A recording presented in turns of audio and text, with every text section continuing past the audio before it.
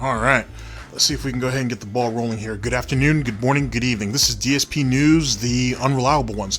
Ladies and gentlemen, welcome back to the newsroom and welcome to the Goutopian News Network, your unreliable source for DSP News. This is the Snort Report, brought to you by Snortbucks Coffee Company, the best beverage company. Let's go. Ladies and gentlemen, hopefully you guys are doing well. And you guys kind of already know what the routine is, but it's probably always best to just go ahead and give you that initial introduction before we go ahead and get started. There will be 5 videos that will make up our broadcast, all brought to us by Burnell, DSP. No chewing the fat with GTG today. No offhanded kind of small rant about whatever little thing before getting into the actual broadcast. Let's just go ahead and jump into it flush. Hopefully you guys are all doing well. And hopefully we can start your day, end your day, or help you get through your day in some type of way, shape, or form. That's pretty much it, ladies and gentlemen. And let's just go ahead and get started. And I'll see you guys literally in a few, about a minute for me. Well, it'll be a few minutes for me, but it'll be about a minute for you guys. See you guys soon. Here we go.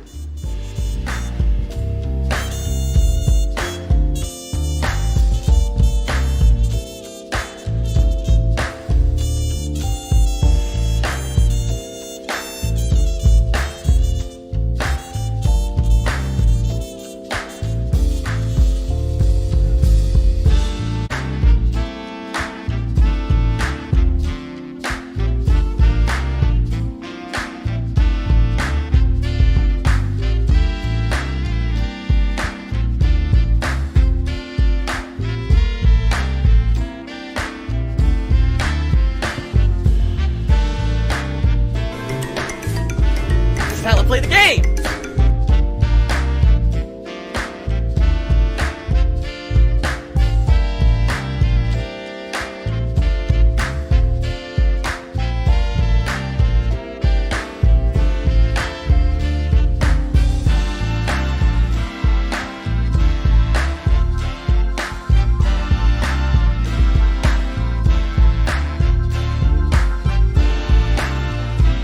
Warn everyone. Warning.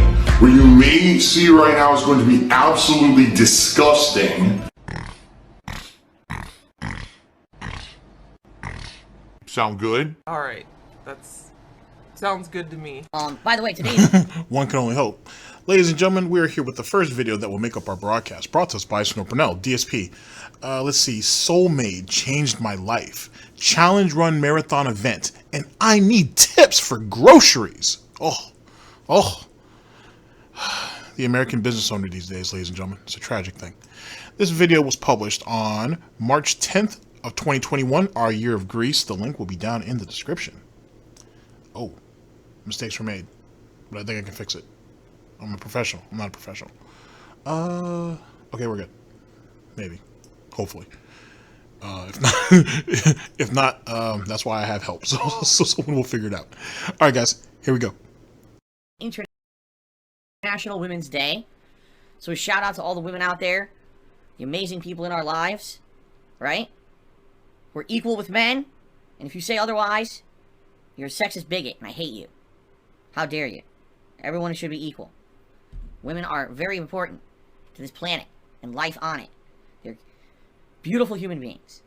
In particular, my wife, Kat, the most important woman to me. Changed Wait a my second. life. This was the same guy who had a rape song, though, right? And this was also the same guy who referred to his soulmaid slash soulmate slash my wife as the second income before we were really formally introduced to her, right? I was just asking. I'm just I'm just making sure. Just verification. You know, try to be diligent here. 3 years ago, moved in with me, and my life has been so much better ever since the moment she stepped foot into this door. Okay, there's a lot going on in this picture that's just that's wrong. That's very, very wrong. First off, I kind of like Cat with the short hair. That's a nice look, to be honest. This kissing scene looks awkward, kind of staged, to be honest. It doesn't look natural. Anyway, it doesn't look natural. And it doesn't look like she put on crazy weight. So I guess we can throw that speculation out the window. So that works out. Yet again, as it pertains to Catherine and so on and so forth, she's merely... This is an arrangement, yet again. This right here kind of proves it. This doesn't look good at all. She's an accessory. She is merely there to play a role. The only thing we've ever heard from her, as Snort Burnell stated, is what she does, not exactly who she is. So with that being said, we don't have anything to really... We don't actually see and or hear anything about the growth of their relationship. We don't hear about any of that. We just hear about what she cooks and cleans and how Phil feels about her and her job and or schedule. That's it. Other than that, there's nothing there. Nothing there worthwhile. So, I don't know. Make of that what you will. It is... Make of that what you will. But, it's not very convincing, to say the very least. But, semantics.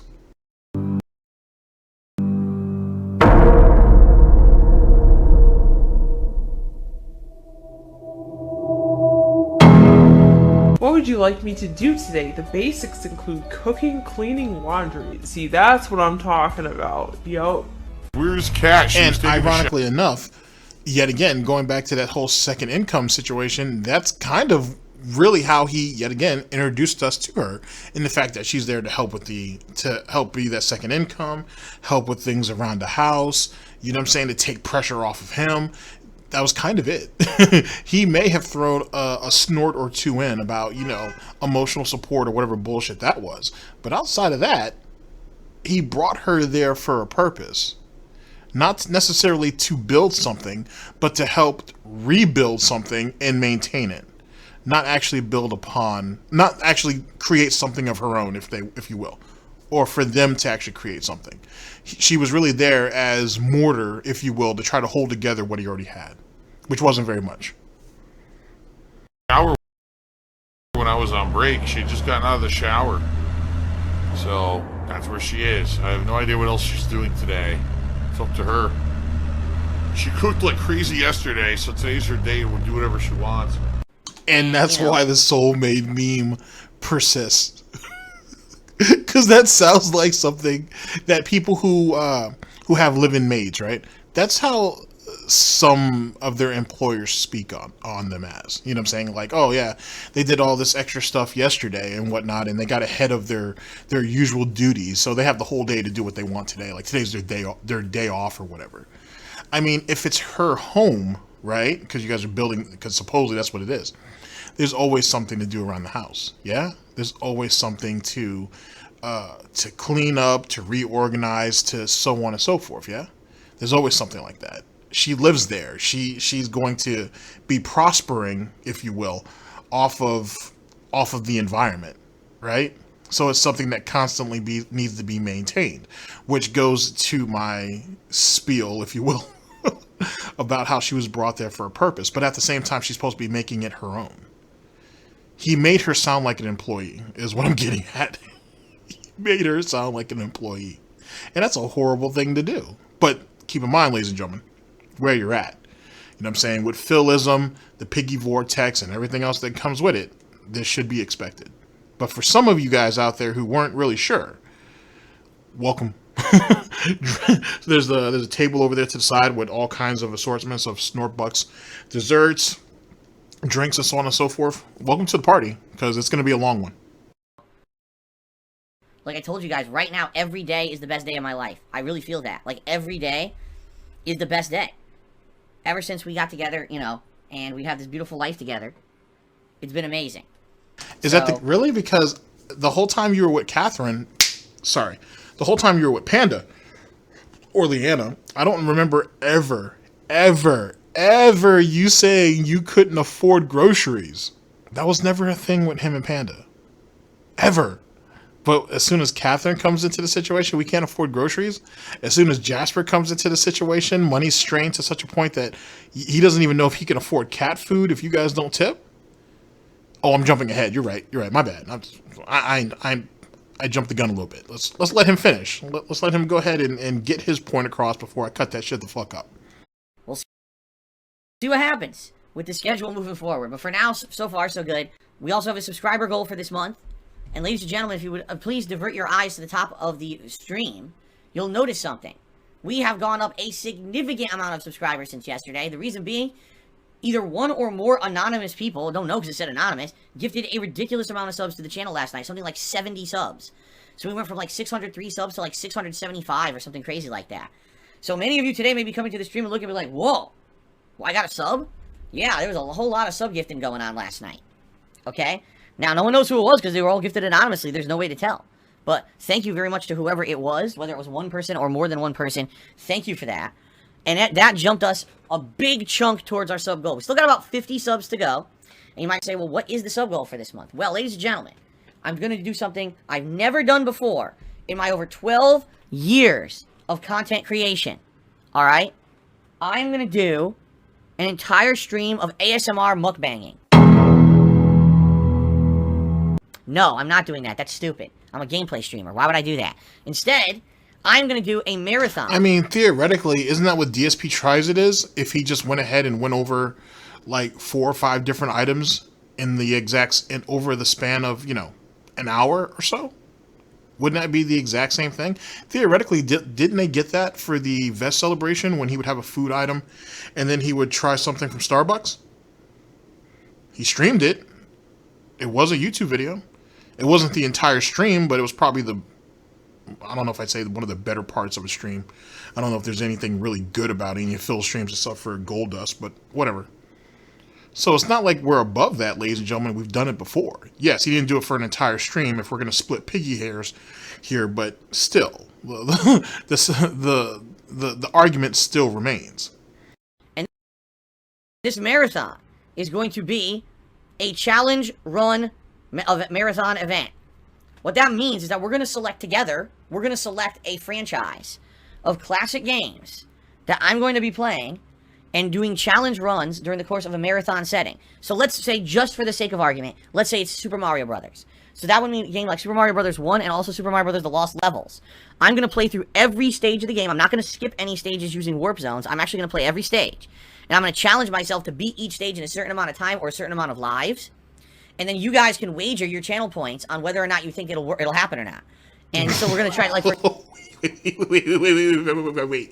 Wait.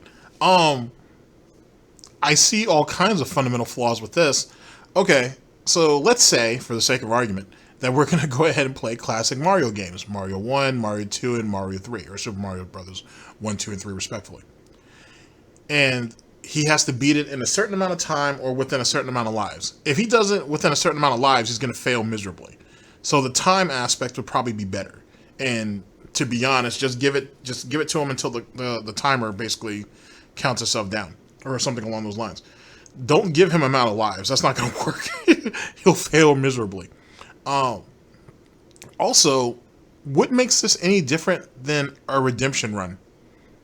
To be honest. Like, what really makes this any different? And think about all the games that he's ever done through redemption runs. This is kind of like the same type of concept, to be honest.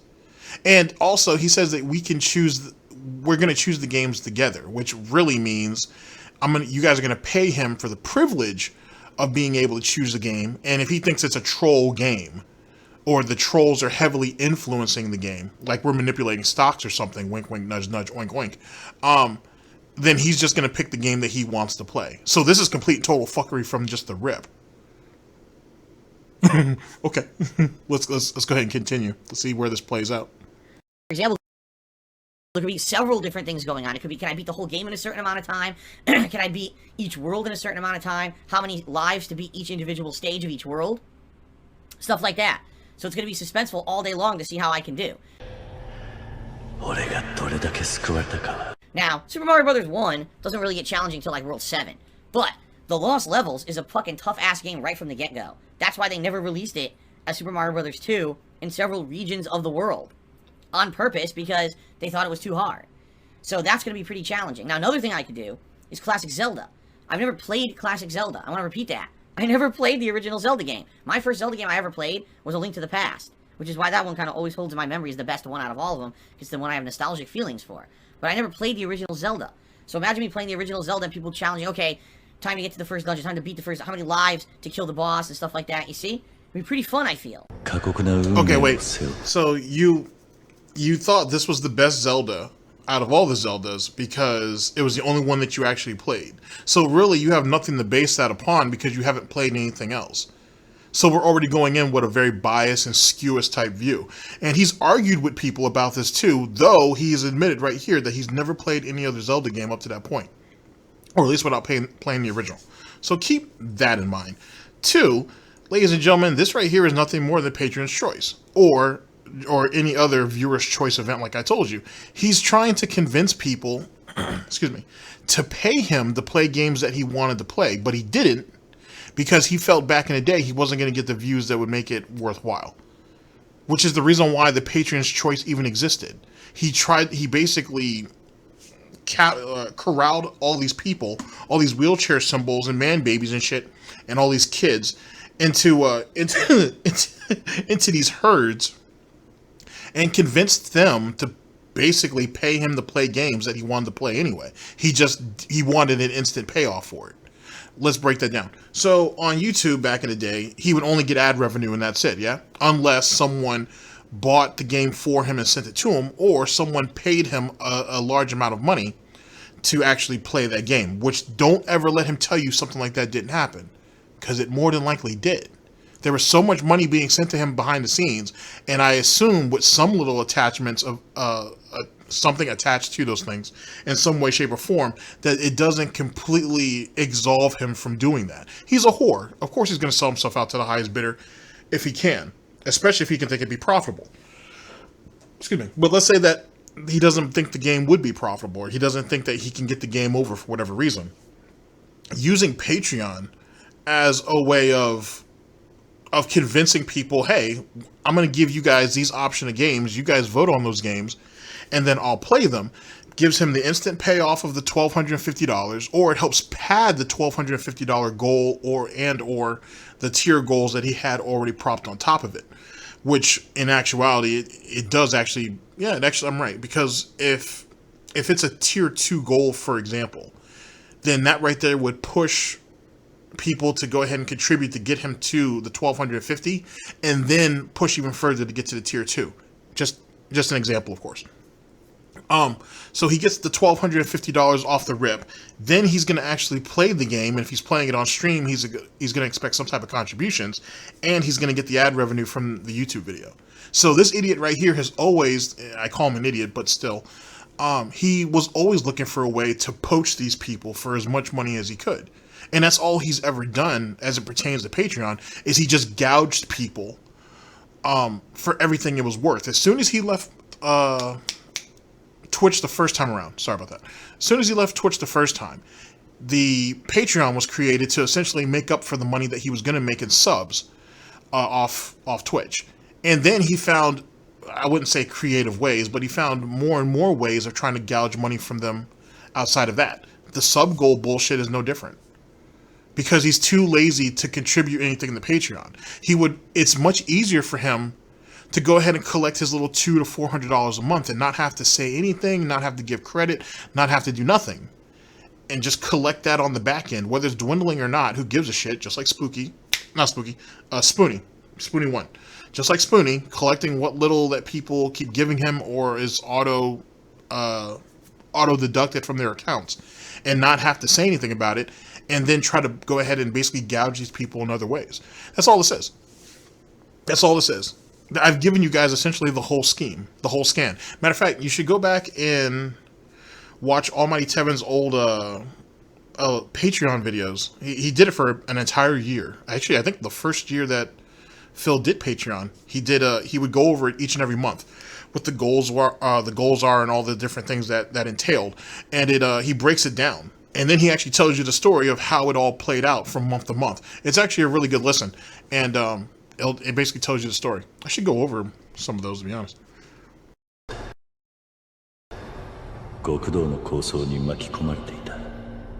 So, these are just options. These are not things that I have to do for the marathon, but these are some of the suggestions that we've come up with so far. Okay? So if we hit the subs goal for the month, that event will definitely be happening, and then we can start to discuss and vote on what games should be included in that event.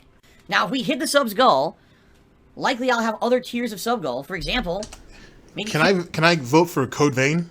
Because that's kind of what I want to see him torture himself with. To be honest, Catherine's a good choice too. But that's kind of what I'm looking for. Tier 2 would be unlock a special episode of DSP Tries It that will happen during that marathon event at one point during a break. What will it be? I have no idea. If we hit that goal, then we can talk about it and try to figure it out. Alright? So, pretty cool idea. I like it because it's something very different. I've never done anything like this before. This could lead to a series of stuff coming up that's different. You know what I mean? When we do something different like this, it's good because it could lead to something new and interesting in the future. So, please consider subscribing if you have not subscribed to the channel yet. Ladies and gentlemen, in the next couple of days, meaning today and tomorrow, I really need your support. I need to hit the tips goals today and tomorrow. Alright? I'm in a bad financial situation where basically I need to pay 2 very large bills over the next couple of days, plus I need to have funds to do important stuff on Wednesday, like grocery shopping. Okay? So here's the deal. As of today, I have enough to cover the bills. I don't have anything for Wednesday. So anything I raise today and tomorrow as of tips is going to allow me to actually go grocery shopping, get Jasper supplies and stuff for Wednesday. Alright? I know this sucks. That money is this tight. I didn't plan for this to happen. It was unforeseen circumstances that happened, like having to pay for this unexpected repair, and then in addition to that, being responsible for a fee that legally I don't feel I should be responsible for, but the company didn't feel that way, and billed me for it regardless, and holding me, what do they say, holding your head to the barrel of a gun or whatever? Basically, I'm being forced to pay it. So, because of that, all the money that I'd saved up, that I was supposed to be putting towards my taxes, is gone. It's fucking bullshit. So, the good news is, over the weekend, you guys have been so supportive, I have enough to pay my condo fees and also the internet bill. But now I need to raise funds to actually spend on Wednesday when I have my day off. So, if you could tip me today and tip me tomorrow and we hit the tips goals for the next couple of days, that would be tremendously helpful. Alright?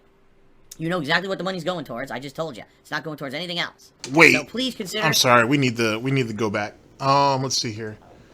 What were the videos from the last broadcast? Okay, here we go. Let's see. Black Hole Burnell strikes again. Let's see. $300 to see Jeans. He actually got that. He got $328. Then he got $61 the following... that, I guess you could say later on in that day or the next day, he got $61 at least on one of the streams. That's when he shitted on Jack's Rapture for not coming through on the Street Fighter stream with his 100. I remember that. Then Ghouls and Goblins, he got $313 off that situation. That was literally the next day.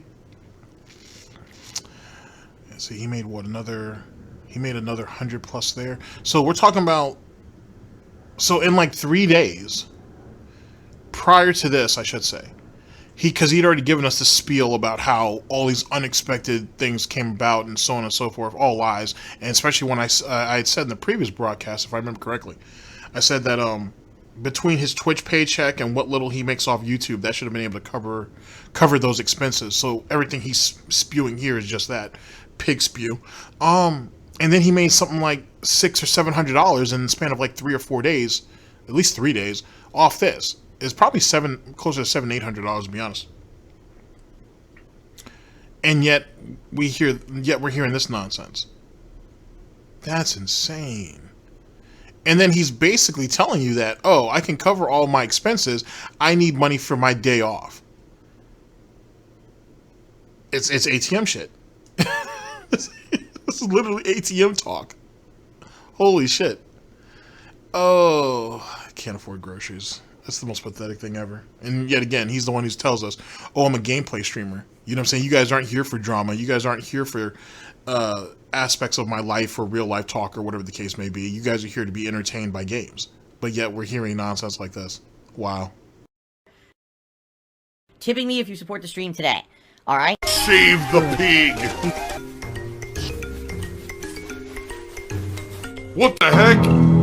A pig with a party hat. Hello, Mr. Piggy. Ziggy Piggy.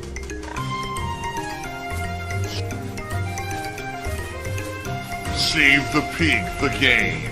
The whole game you're trying to save the pig's life. Help! Now, if we happen to double the tips goal today, which is incredibly unlikely, and I am not expecting that to happen at all. But if we do somehow happen to double the tips goal today, yes, I will put on 2 vests at the same time of your choice. Yes, that's incredibly stupid, but that's what people seem to like is the tier 2 tips goal, so we'll do it. And then if we triple the tips goal today, which probably is less likely than, like, aliens landing, I'll either put on a cowboy hat, or I'll go get a pair of jeans for you. Pathetic. Pathetic greed. But that's what happens. That's American greed for you, folks. And then, of course, 1,000 troll responses of negativity. He's greed, and oh, it's Phil's greed. Oh, it's greed. Phil wants more. He always wants more. Yes, if you guys can support the stream today via tipping, please do. I really need the help today and tomorrow. Whatever I raise is what I have to spend on Wednesday for groceries and essentials. Thank you, Jay Hawkwood, for the cheer. Thank you again. Says you should never question, do I have to shower? Well, it depends. During the hotter months and summer, I shower every single day. That's 100% a lie. Alright? Some days in the cooler temperatures, I don't shower every single day. I'll wash up. I mean, I take like a washcloth and I'll soap and I'll wash my body on my face and, you know, the parts that are disgusting and sweaty, but I don't necessarily go fully into the shower and take a shower. Alright? It depends. It depends on the day. But that's it, the longest. I mean, if you feel the need to wash up, then you might as well just shower. It's not that serious. Now, keep in mind, though, too, this is someone who had to use a shower stool because he couldn't stand up for like 10, 15 minutes. So keep that in mind, because it's bad back. My back. So that's a thing, too. Keep that in mind. But this is just being incredibly lazy for the sake of being lazy. Unless this has another ulterior motive in the fact that he believes he's saving money like this? Is that what that is? Is this how he's trying to keep his water bill down? I know you guys think I'm joking, but I'm asking a very serious question. I'm not making a statement. I'm really wondering, is there some type of validity behind that? Oh boy. Oh boy. I'll go is 2 days without a full-on shower. That's the longest I'll go. But usually, especially once it gets warmer, then I'm taking a shower every day. Okay? Nope, that's my lie. Got him. Got him. Lie there, you liar, you. I'm good at lying. He most certainly is. And to back that up, you guys remember when Panda left his ass? And when Catherine started to come into the picture, it was around, I think it was her very first visit to come see him. Of course, he didn't tell us that, but at least not in such detail. But the very first time, right before she was going to come and see him for the first time, he said that he was cleaning up and he had to straighten up the house and he had to do all this extra housework that he's certainly not used to doing. And he said that he had this blanket. He said he had this blanket that was like handmade or some shit. I think him and Panda bought a couple of them. But he had this particular blanket that sits on his bed. And he said it stunk. It stunk to high hell. And he tried to wash it multiple times. And keep in mind, around this time, he was just learning how to use the washing machine. So keep that in mind, too. He tried to wash it multiple times. And he just couldn't get the stench out. So eventually, he ended up throwing it away. Now, ladies and gentlemen, this is also around the time when he was having those drunken stupors. He said that he was kind of laying up at all periods of the night, looking on Twitter, probably drunken tweeting at people. Who knows what the fuck he was doing, to be honest. But the point being is that right there was a very insightful view on how he conducted himself around that period of time and how his hygiene game was basically on full display. And if you guys remember back to late 2017, he looked like a complete and total fucking slob. Like, the dude looked absolutely disgusting.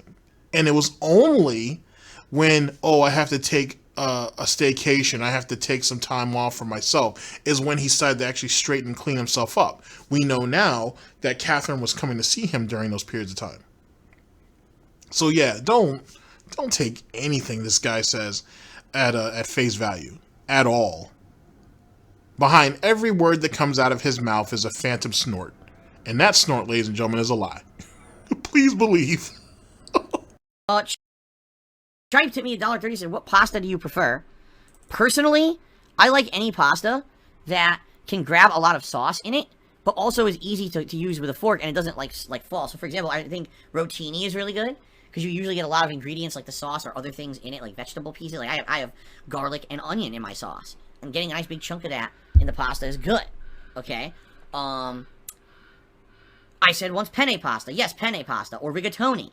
Those are all pastas where it's like tubular, and you can ziti, right? You get a nice mouthful of sauce with it. I like those, and I like the tubular pastas are easy to stab or even hook by putting your fork through them. All right, the pastas that are good but are messy, like for example linguine, spaghetti, they're still good, but man, are those messy to eat. You gotta kind of like slurp it up, and there's fucking sauce flying everywhere. It's going up your face, up your nose. You know, in your beard, if you have a beard like me, your whole beard's just saturated with sauce. So, you know, sometimes you eat a nice spaghetti dinner, 2 hours later, you find out you got a big piece of spaghetti in your beard stuck in there. Yet again, hygiene, ladies and gentlemen. Hygiene.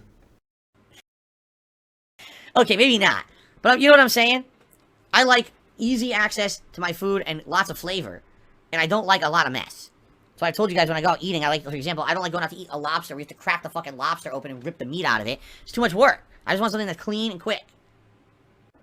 There's still this back. You hear how lazy that is? You hear how lazy that is? That's insane, to be honest with you. Does he expect them to put a bib on him and basically feed him as well? Is that a thing? That is insane. Well, it's certainly kind of silly. It's really silly, to be honest with you. That's insane. That's someone who lives for instant gratification. Hence the reason why WWE Champions is a thing. He hates sitting there and playing games for a living.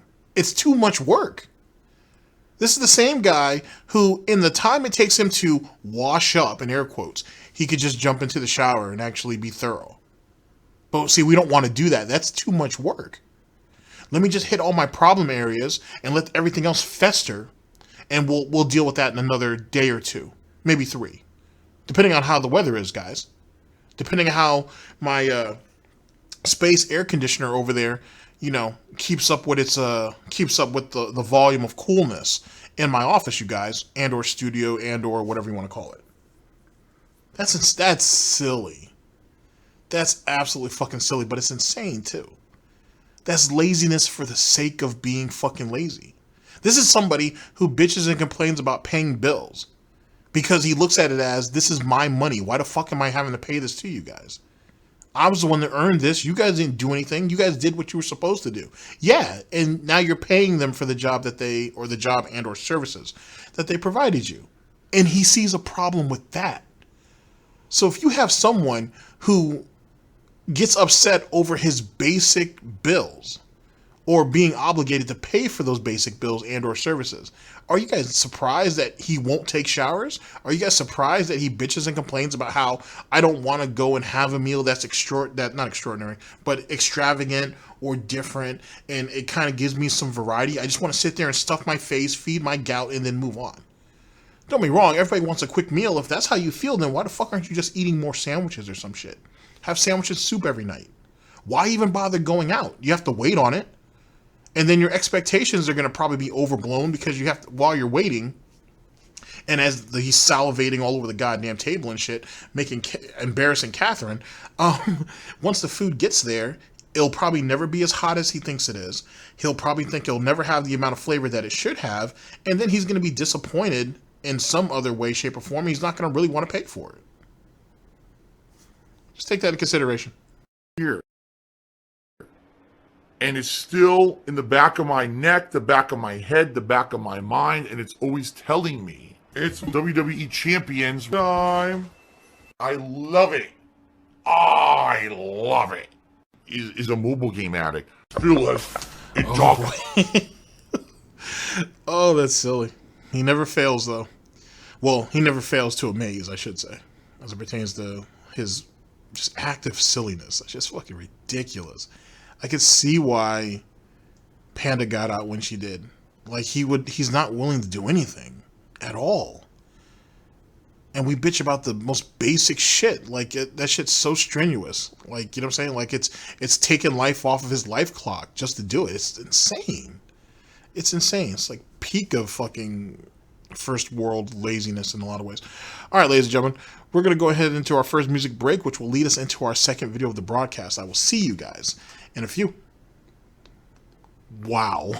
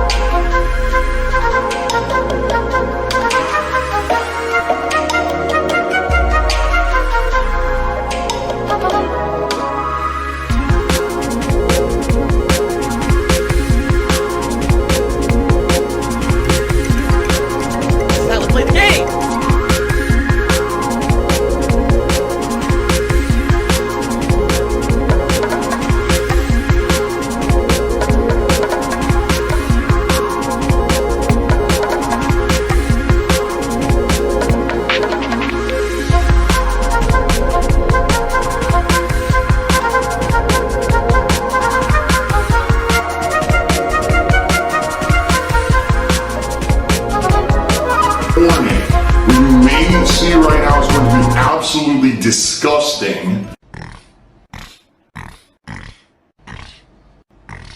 Sound good? Alright, that's... sounds good to me.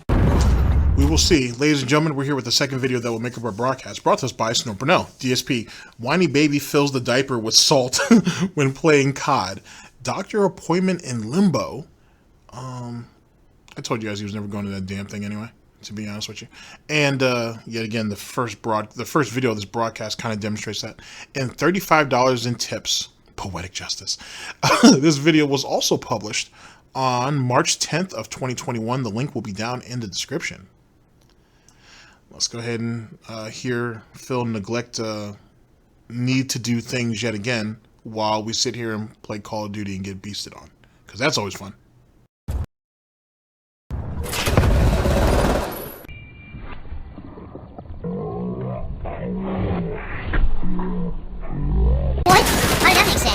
On my screen, I swung way before him. And it says he insta-kills me. Okay, dude. Lag City, Lag City, Lag City, where Treyarch goes to play. We're supposed to shoot at.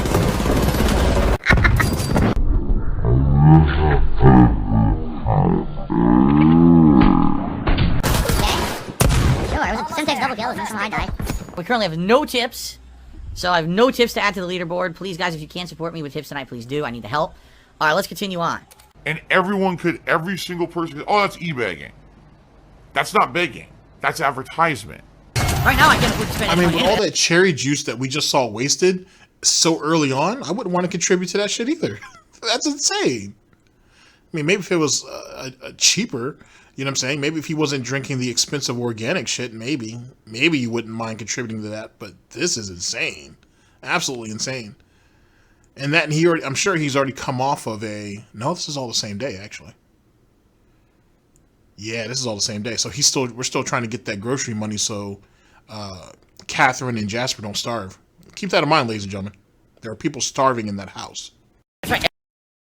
Every dollar I'm making right now has to go towards my day off on Wednesday to afford groceries, supplies for Jasper, and eating with my wife. Like, that's where all the money's going right now.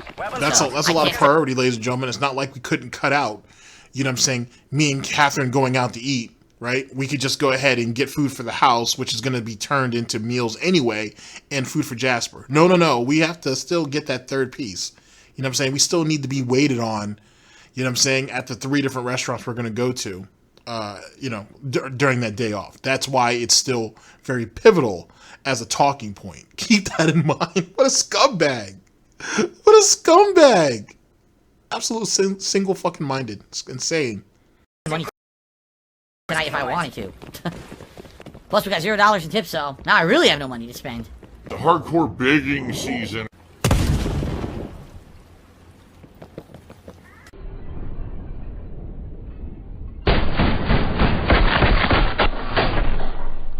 Yo, those were all headshots. Do you see the bullshit in this game? Only his head was exposed. That was 3 to 4 bullets in his head. He survives and I die instantly. No. Treyarch, no, you fucking suck. The connection is garbage. You gotta fit. Dude, I give up. Nah, fuck this. This is bullshit.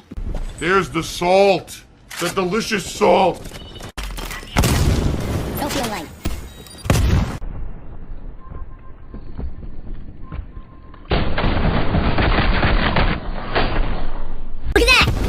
straight at him. Every bullet hit him, and I still died first. The connection is terrible. This connection is absolutely terrible.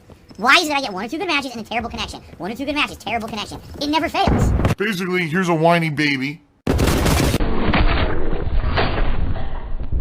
It's not. If that guy right there didn't shoot him, he would have Phil would have ran past him. So I want to hear him bullshit that, because his gun wasn't at the ready. He's sitting here running around with a chicken with his head cut off. When you sit here and look at him play Call of Duty, you have to try to, don't try too hard because it's not worth it. But allow me to do that. You have to kind of try to imagine what the fuck is he trying to accomplish. And really, he's just walking, he continues to run back, I should say, into the meat grinder. That's it. There is no strategy. There is no rhyme or purpose behind it. It's essentially walking into death for the sake of doing so. And being cursed with never actually getting that sweet embrace, if you will. It's kind of just mindless play that for someone who's been playing Call of Duty this long, you would think would have broken that strategy. But then this is the same idiot who will go weeks on end without changing weapons or attachments or anything. Like, he doesn't have any concept of any of that.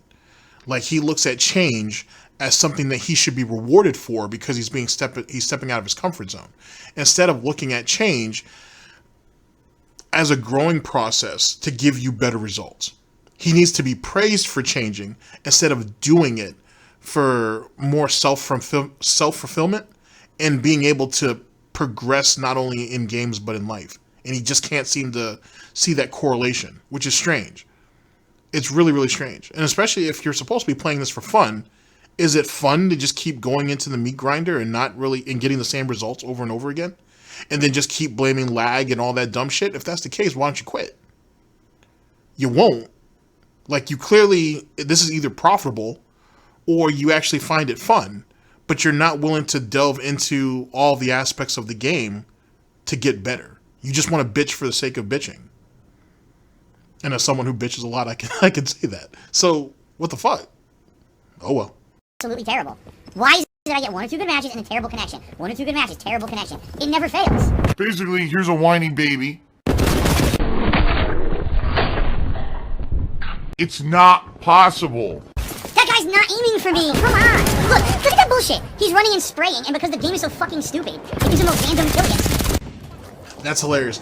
Yet again, we saw how we just completely passed over the fact that he ran up on the dude and was going to run past him, right? You didn't think about shooting him. You didn't think about doing anything. You were just going to run past him. It's almost as if Phil didn't even see him.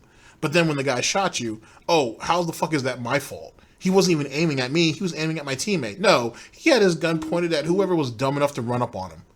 That's how that works. Wow. Wow, Phil, you need to get glasses, bruh. Because Catherine's not going to want to drive you everywhere. Not forever. He was completely invisible.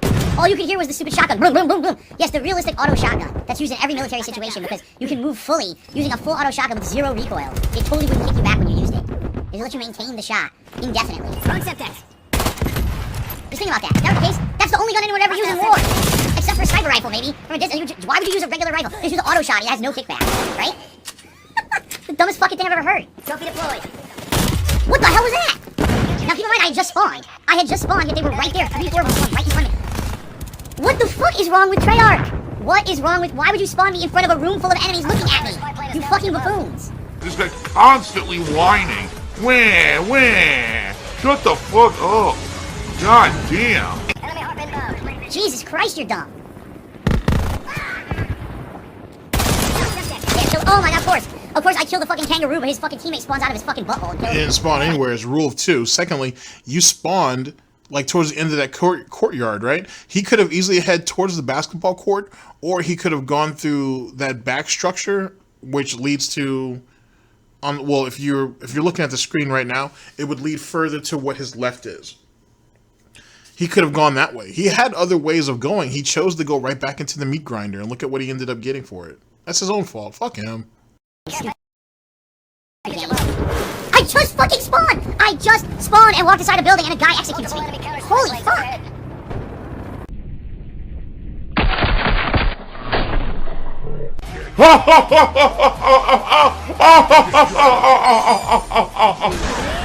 Dude!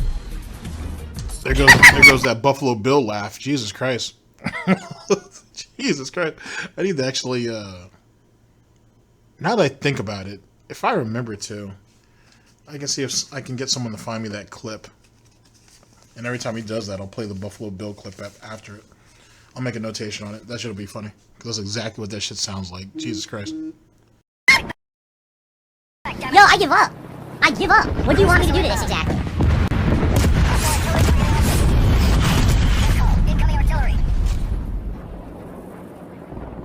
There's no one here. If I step out, I'll die instantly. Ready? What the fuck did I say? He spawned behind me. What the fuck did I say? He spawned behind me and insta-killed me. I called him.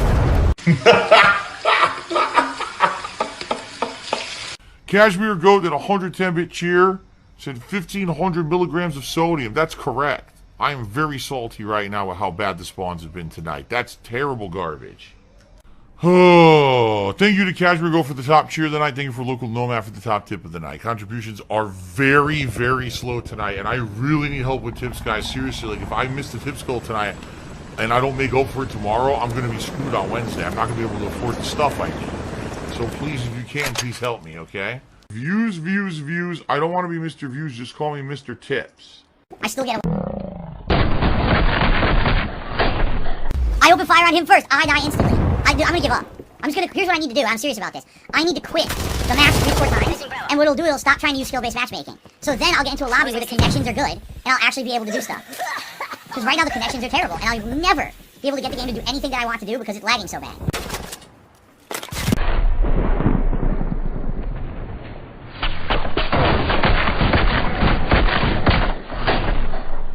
I can't kill them. I give up. I fucking give up. Fuck this game. I'm gonna just quit 3 times. Seriously. I'm done. He rage quit! He rage quit! Oh my god, he rage quit! Are you fucking serious? I'm done with this. I'm not gonna waste my time. I can't kill anyone because the game is lagging. So fuck Treyarch. No, really. Fuck them. Fuck them. That is trash gameplay. 3 matches in a row. It's doing that to me. Fill them with bullets and no one dies. Fuck you, Treyarch. Fix your fucking servers. The game's fucking terrible right now because your skill-based matchmaking isn't skill, it's lag. You force me to play with people with bad connections. So this is what happens. You're fucking idiots. God damn, you're stupid.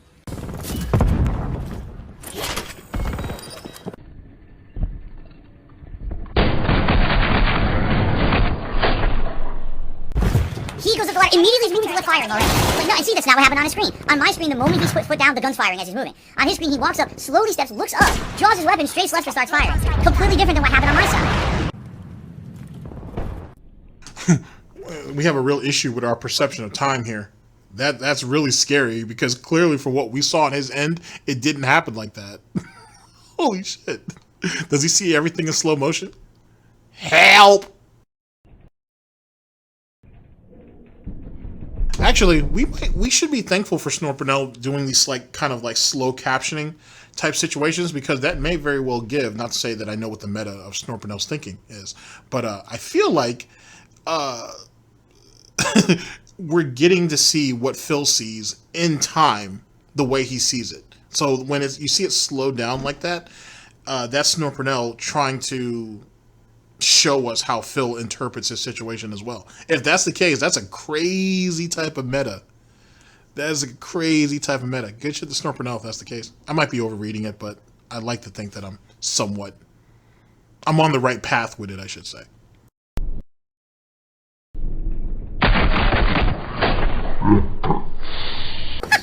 Okay. Alright, I just give up. I give up. Whoa, that guy quit. That guy rage quit. He said, fuck this, and he rage quit the game. He actually rage quit the game. I give up. I'll try again. Now that I rage quit again, maybe now it'll put me into regular matchmaking again, not the skill-based, and maybe the match won't lag. I've had enough. I'm not going to play these matches. I'm not going to waste my time in a match that's so laggy that I can't get any shots to count. I'm just not going to do it. I seriously hope that some people contribute tonight. This sucks. This is really bad. I told you, every day it's been going good, and to the point where I was like, oh, this is amazing. You know, the momentum's working. I can pay those bills now, and now I don't know what I'm going to do if I make nothing tonight. This is bad. Ayúdame, por favor. Es muy importante. I need tips. I need help with tips, so please tip me, okay?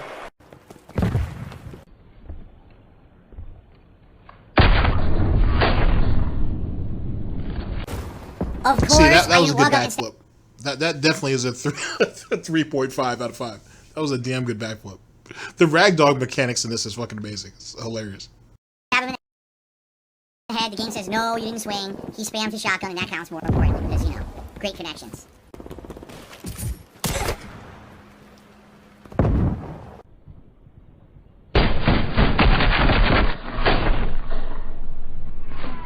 I fired first. Doesn't work. I mean, what else do they want me to do? I'm very confused.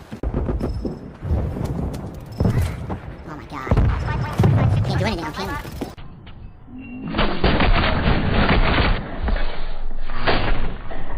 What was that? Look at this. He shot in an arc over me, completely missing every shot. Yeah, I had no way to react, and he still insta-killed me.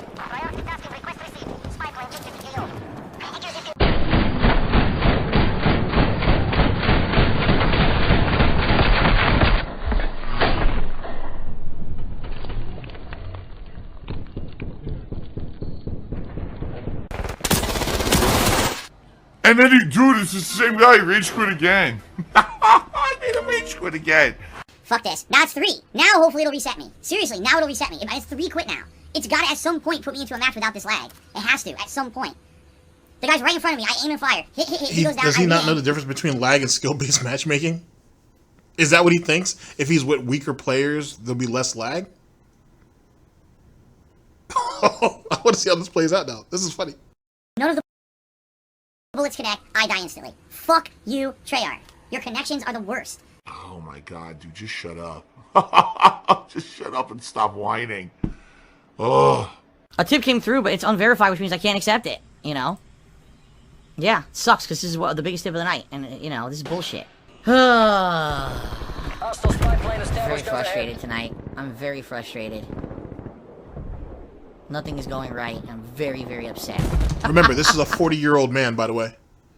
I mean, I know he's not much of a man, but, you know, just try to imagine him as such. But that's what he is. We're 40 years old, and we're sitting here lumped over our fucking shitty-ass chair from, like, a decade ago because he hasn't made his little $100 in tips for the night yet. Think about that. Take that in. Take that in. Oh, shit. I'm very upset. By the way, I really desperately need the money to help with my tax situation. So, hint, hint, I really need the money to keep this house. I need money! I need money!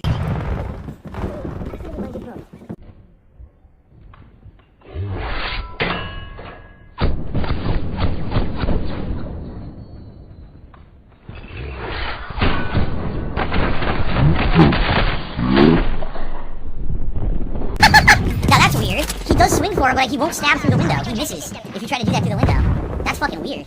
That's right. You're absolutely right. DrakenMan, all it took was 4 rage quits for the game to fucking stop fucking up and give me a legit connection so I could actually play the game.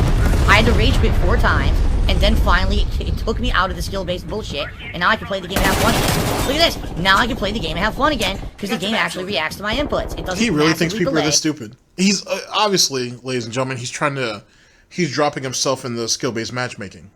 That's really what he's doing. But he's basically trying to he's trying to use lag. He's trying to use lag and connections to try to cover that up. When you'll clearly be able to tell over the span of the next game or two that he's not playing the same caliber of players. He really thinks these people are fucking dumb. Like, he really thinks they're all stupid. That's amazing. And these are the people who are going to eventually throw their stimulus checks at him? Wow. Who would have thought being a complete and total douchebag like this would get you so far? Amazing. Well, he didn't get very far, but you know what I mean. And it gives hit detection properly. Look at that! Are you kidding me? See what I mean? You see what a difference it makes.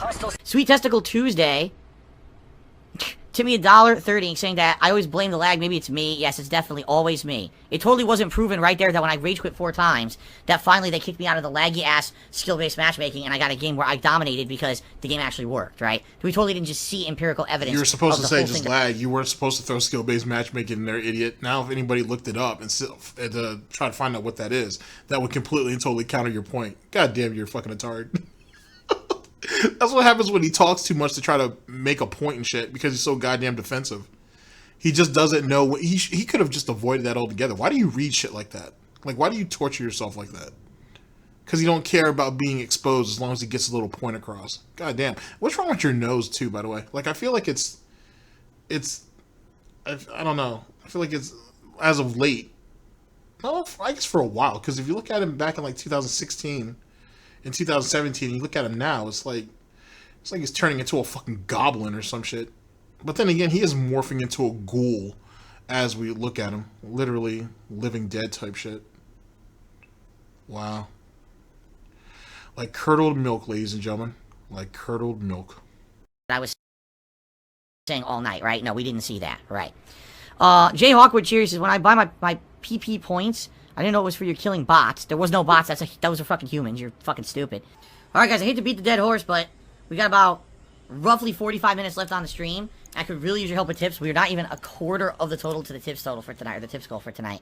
And I really need the help, or else I can't afford stuff on Wednesday. So please, if you can, please tip me, okay? So here's what happened today. I called the ear doctor to try to reschedule my ear appointment because it was supposed to be originally tomorrow. Can't go tomorrow because Kat has to work because of her new work schedule. They changed the days that she's working, so I can't make it tomorrow. But I thought you said your day off is tomorrow, though. Didn't he say his day off was tomorrow, and that's why he needed tips and everything tonight? Alright, whatever. I'm pretty confident he says, I need you guys to tip me tonight, so I have money for my day off tomorrow. Now he's saying that Catherine's working tomorrow? Hold on, I may have misheard that. It's possible. Let's bring this back. No bots. Those are fucking humans. You're fucking stupid. Alright, guys, I hate to beat the dead horse, but we got about roughly 45 minutes left on the stream. I could really use your help with tips. We're not even a quarter of the total to the tips total for tonight, or the tips goal for tonight. And I really need the help, or else I can't afford stuff on Wednesday. So please, if you can, please tip me, okay? Okay, never mind. He's saying for Wednesday, and I don't know what day this was actually recorded on. So, never mind. But if that's the case, wait a second, wait.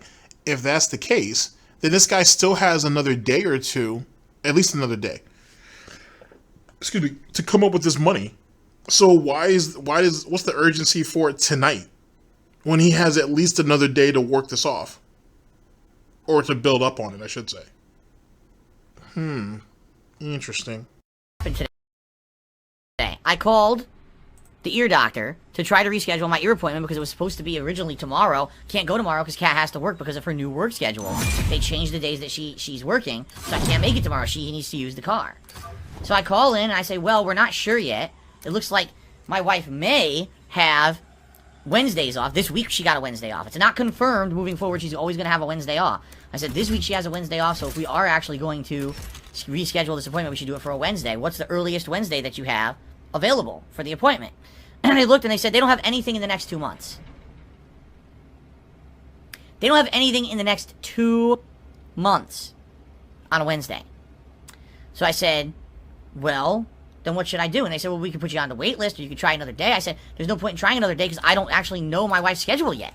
So without knowing her schedule, because she started this new position and new shift, I don't know when she's going to be free so that I can have the car or whatever. You know what I mean? So now I'm indefinitely on a waiting list, and until I know my wife's schedule moving forward, which we don't yet, it might be another week or two before she gets a consistent work schedule where we know exactly when she's going to be working and what days will be off, etc. I can't schedule my doctor. It's impossible. Wait, that's not an excuse to not to go to the doctor. But let's rewind back. So he's saying that he is supposed to go to his doctor appointment tomorrow. He can't go to that doctor's appointment tomorrow because Catherine has to work because of her new schedule. She'll be off Wednesday. That means at least in his timeline, this is Monday night. He's supposed to be, and their day off is, well, this is Monday night. And then Catherine's working Tuesday and she'll be off Wednesday. That means he has another day to get this money up so they can go shopping on Wednesday. But also, ladies and gentlemen, the money that would be used to basically pay his copay or whatever the situation is at the doctor's appointment, he doesn't have to use it for that doctor's appointment now.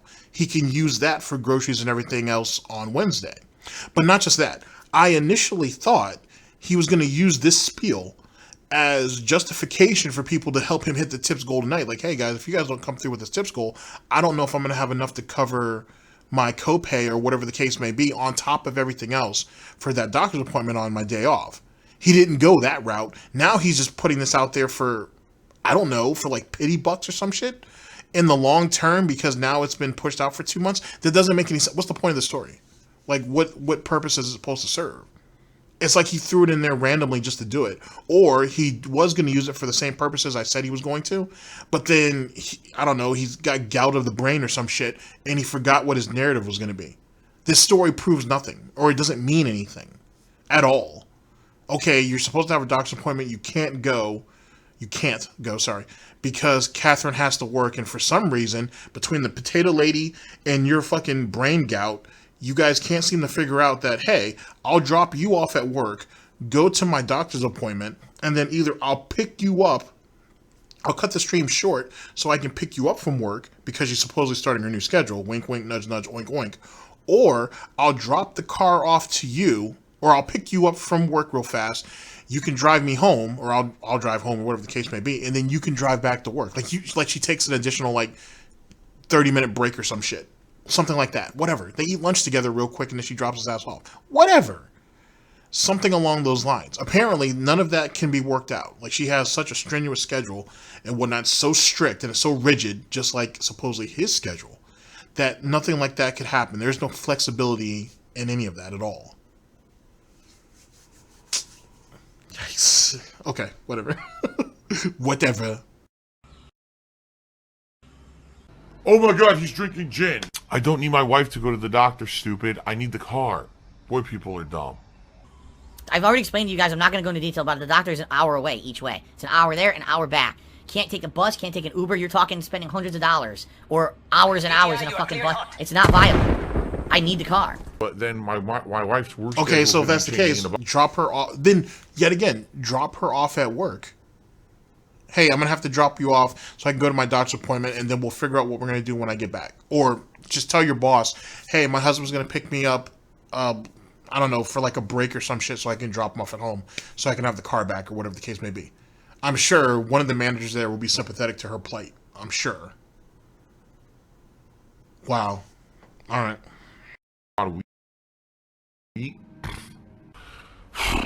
Only about 20 to 25 minutes left on the stream, and it's not looking good. It's been one of the slowest streams for contributions in a long time. And this sucks. I really need the support right now, and look what happens, right? But he doesn't need the support right now. He can make it up. He still has another day before his day off. Yet again, you guys starting to see why I'm saying that this whole doctor's visit story is out of place? It doesn't serve a purpose. It doesn't mean anything. On top of that, in truth, it's almost like he's trying to avoid that appointment anyway. Because think about it, he doesn't seem to be affected by his ear gout anymore. He's not even using his headsets the way they're meant to be, right? Because he ain't sat there and bitched and complained for years that I need my sound so I can see what's going on, despite the fact that he plays equally as bad with the headphones on as he did with them off. So that doesn't mean jack shit of jack shit. It's almost like this dumb. It's almost like the situation this idiot had with his bad back, allegedly. That, oh, I could get surgery, but, I have all these reasons why I'm not going to get the surgery, right? And I'm just going to go ahead and move across the country, and maybe the fresh air is going to help me. Which apparently, according to him, it did. Like, that Seattle air, activated his latent mutant abilities, and he was able to grow or mutate fucking additional, baby backs around his fucking weakened spine, and now his back's okay. Until he has to do something, and then his back's not okay no more. The same thing with the fucking ear gout. He's literally, oh, I'm not in a bad position right now, so I'm just not going to do it. I don't really need it. But I'm going to keep throwing it up at you guys, right? So you guys will give me sympathy bucks, even though it's not really working. And even if this story is true, why is this story even being put out? Why wasn't that an aspect of the pre-stream or something? It's out of place. It's not going to serve any real purpose. You're essentially not going to the doctor because you're fucking lazy and stupid. There's nothing really hindering you from going. You clearly don't want to go. And you're mad saying that, oh, you're mad because someone said that, oh, you're not going because you need Catherine to take you. Oh, I don't need her to take me. Yeah, you kind of do. You kind of do need her to take you. And remember, because of Phil's bad back, he can't drive for long periods of time. You guys have all heard that story before. Just like how he can't go on the highway, right? That's why the fucking trip probably takes an hour there and an hour back. So he does need Catherine. Debunked. But sadly, contributions tonight have been very, very bad. I didn't even hit a third of the tips goal. Everything's been, I don't know what's going on tonight because the entire weekend's been great up to this stream. And it sucks because now is the time I really need the help for Wednesday. It's not looking good. Only a few minutes left here. Only like another, maybe one more match after this. Not looking good. You even bake for money. That makes me cringe. No, there's no more overtime. People say overtime tech. There's no more overtime. I can't do overtime anymore, guys. It's over. Those days are over. I could do like 1 to 2 more matches, probably only one. So this is likely the last match, last chance for anyone who wants to contribute. Please do. I need the help, and it really sucks that it was a slow day today. This really blows. Wait, I really need the help and whatnot. If I don't get the money for my groceries, to buy stuff for Jasper, and to be able to eat out with my wife, you know, it's going to be a terrible day off and so on and so forth, but I'm not willing to work any longer to get it. You see how that doctor visit was supposed to be padding, and it didn't play out because he's a fucking idiot. It's like we're slowly but surely forgetting how to lie. That's insane. Oh shit!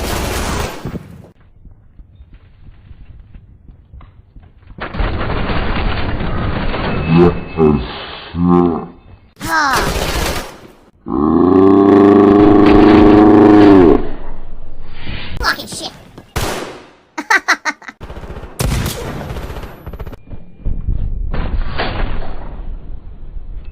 Died instantly. Again, he's dead. Dead. Instant fucking death. Fuck this fucking game, yells. I hope you guys had fun. I apologize I had to keep mentioning, you know, contributions. What I'm hoping is tomorrow we can make up for tonight. You know, that's, you know, I really need the funds, and hopefully tomorrow with the double stream I'm doing, it's all difficult stuff tomorrow too. I'll talk about that in a moment. Hopefully we can make up for tonight. I hope you guys will show up and support if you can. I need to basically make up for the fact that this stream was slow. Hopefully I can make up for it tomorrow, or else I can't afford stuff on Wednesday. So hopefully, all right? Remember, contributions are mandatory and always will be mandatory. There's still this back here. And it's still in the back of my neck, the back of my head, the back of my mind, and it's always telling me it's WWE Champions time.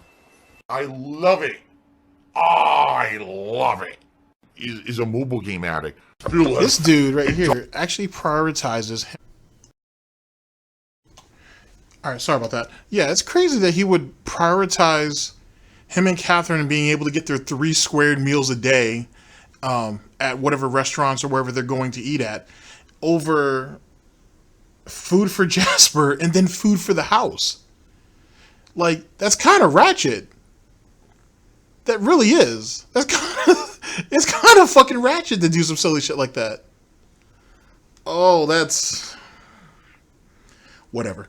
Alright, ladies and gentlemen, let's go ahead and go into our next music break, and I will see you guys for video number 3. Jesus Christ. Holy fuck. It makes you wonder how he didn't lose everything at this point yet. Anyway, I'll see you guys in just a second. Holy shit.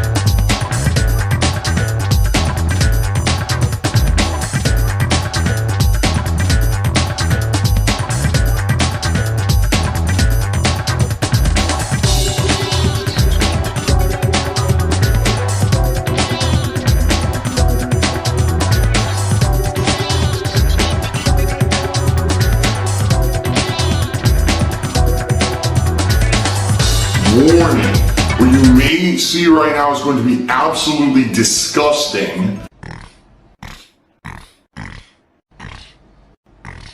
Sound good? Alright, sounds good to me. So last year, Let's hope, because apparently fucking Jasper's gonna starve, and you guys aren't gonna have any food in the house if Phil can't make shit happen.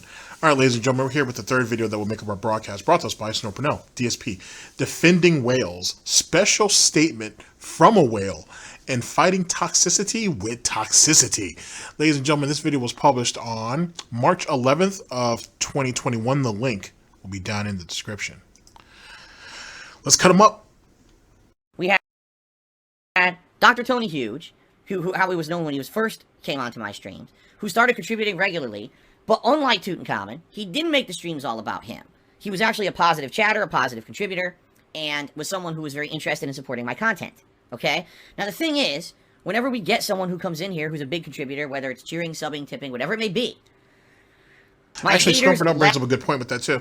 That Tut was never his whale for certain. Like Tut had made his rounds. He was over there with low tier gods. Supposedly he had been sighted on wings, as well as possibly a few other people. So he was never exclusive to Phil. And once Phil found out about that, Phil got even more pissed off. But we'll save that for the struggle against the grease Tut episode. We'll wait for that. latch onto that, all right?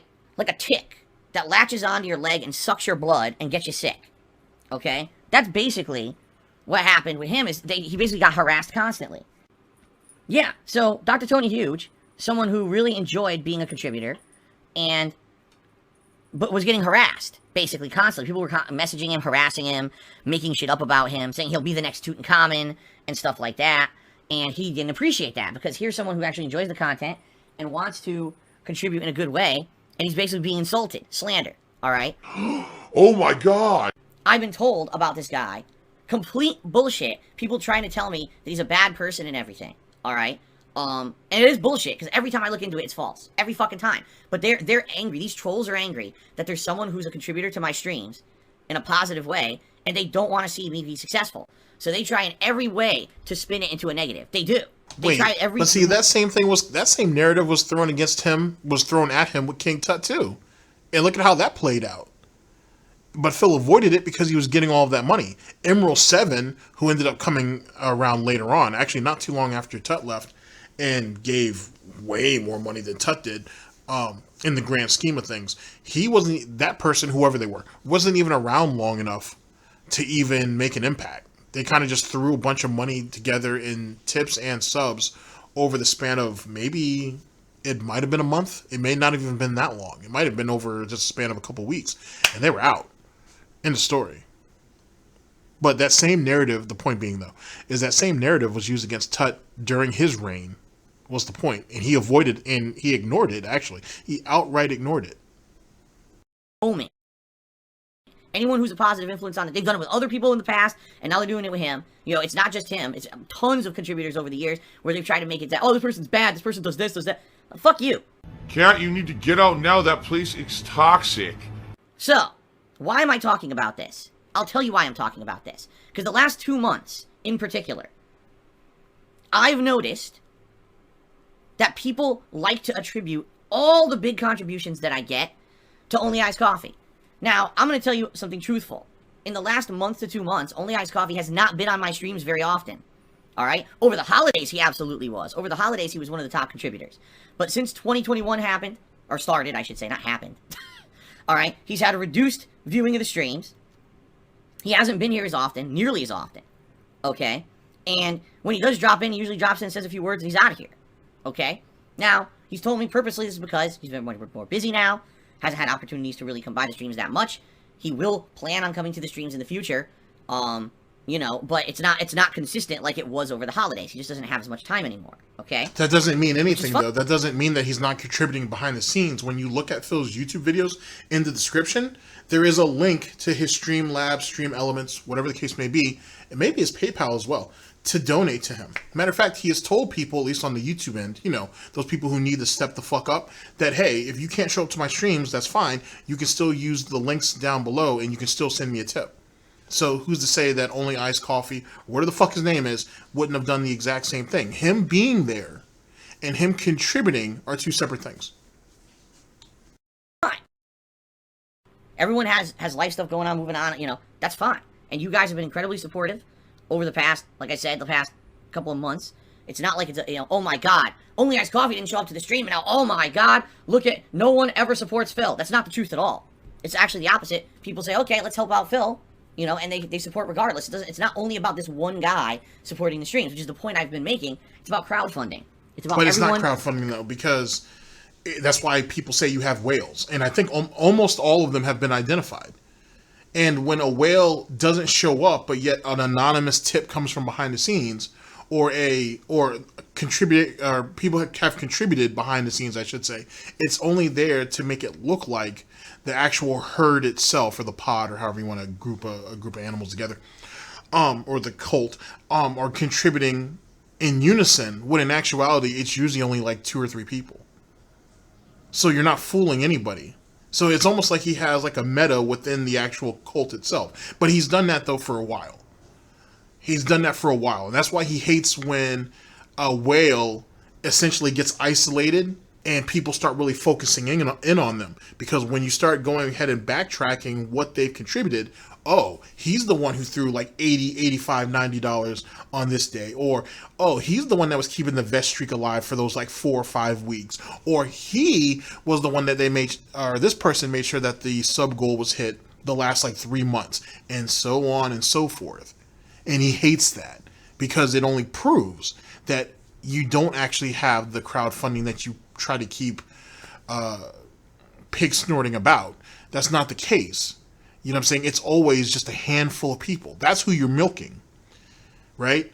And yet he's still trying to pull money out of this other large demographic who are either smarting up, right, to the situation, right? Or as Jim Cornette would say, they're smart fans, or they just don't feel the need to give him money. Why bother? They don't like you that much. They just want to see the train wreck. And he can't have that either. Both of those narratives can't work. You can't have people in your audience or in your cult that aren't contributing, and you can't have people that are sitting there on your streams day in, day out, just watching the train wreck. You can't have that either. That doesn't work. So that's all this is. Coming in and chipping in a little bit and showing me that you love what I do. It's not about this one fucking guy. Okay? Now, of course, the dumb fucking and actually, to back theories... up my claim on that, go back to the King Tut's reign, where people were coming in and being like, "Oh, I would donate, Phil, but you know, you're already making quite a bit, so it's no big deal." No. You know, Tut was very, very generous and whatnot, and it was very, very appreciative. But I still need help. I still need money. He spent a lot of King Tut's reign doing that, a lot. And when the contributions weren't coming in and Tut didn't pop up like it was expected, then that's when you got into these really slow nights. That's when you got a lot of these rants. It was a beautiful time where he was like on stream all day and only got like $15, $20 for the day. That shit used to be hilarious. Good times. Good times. Say the opposite. Oh, every contribution is him. Every single dollar that comes in, every gifted sub, everything is all him. It's not. But this is what nut jobs do. They compulsively obsess over something to the point where they can't even, like, think of things that are rational anymore. They just try to spin and turn everything into something that it's not.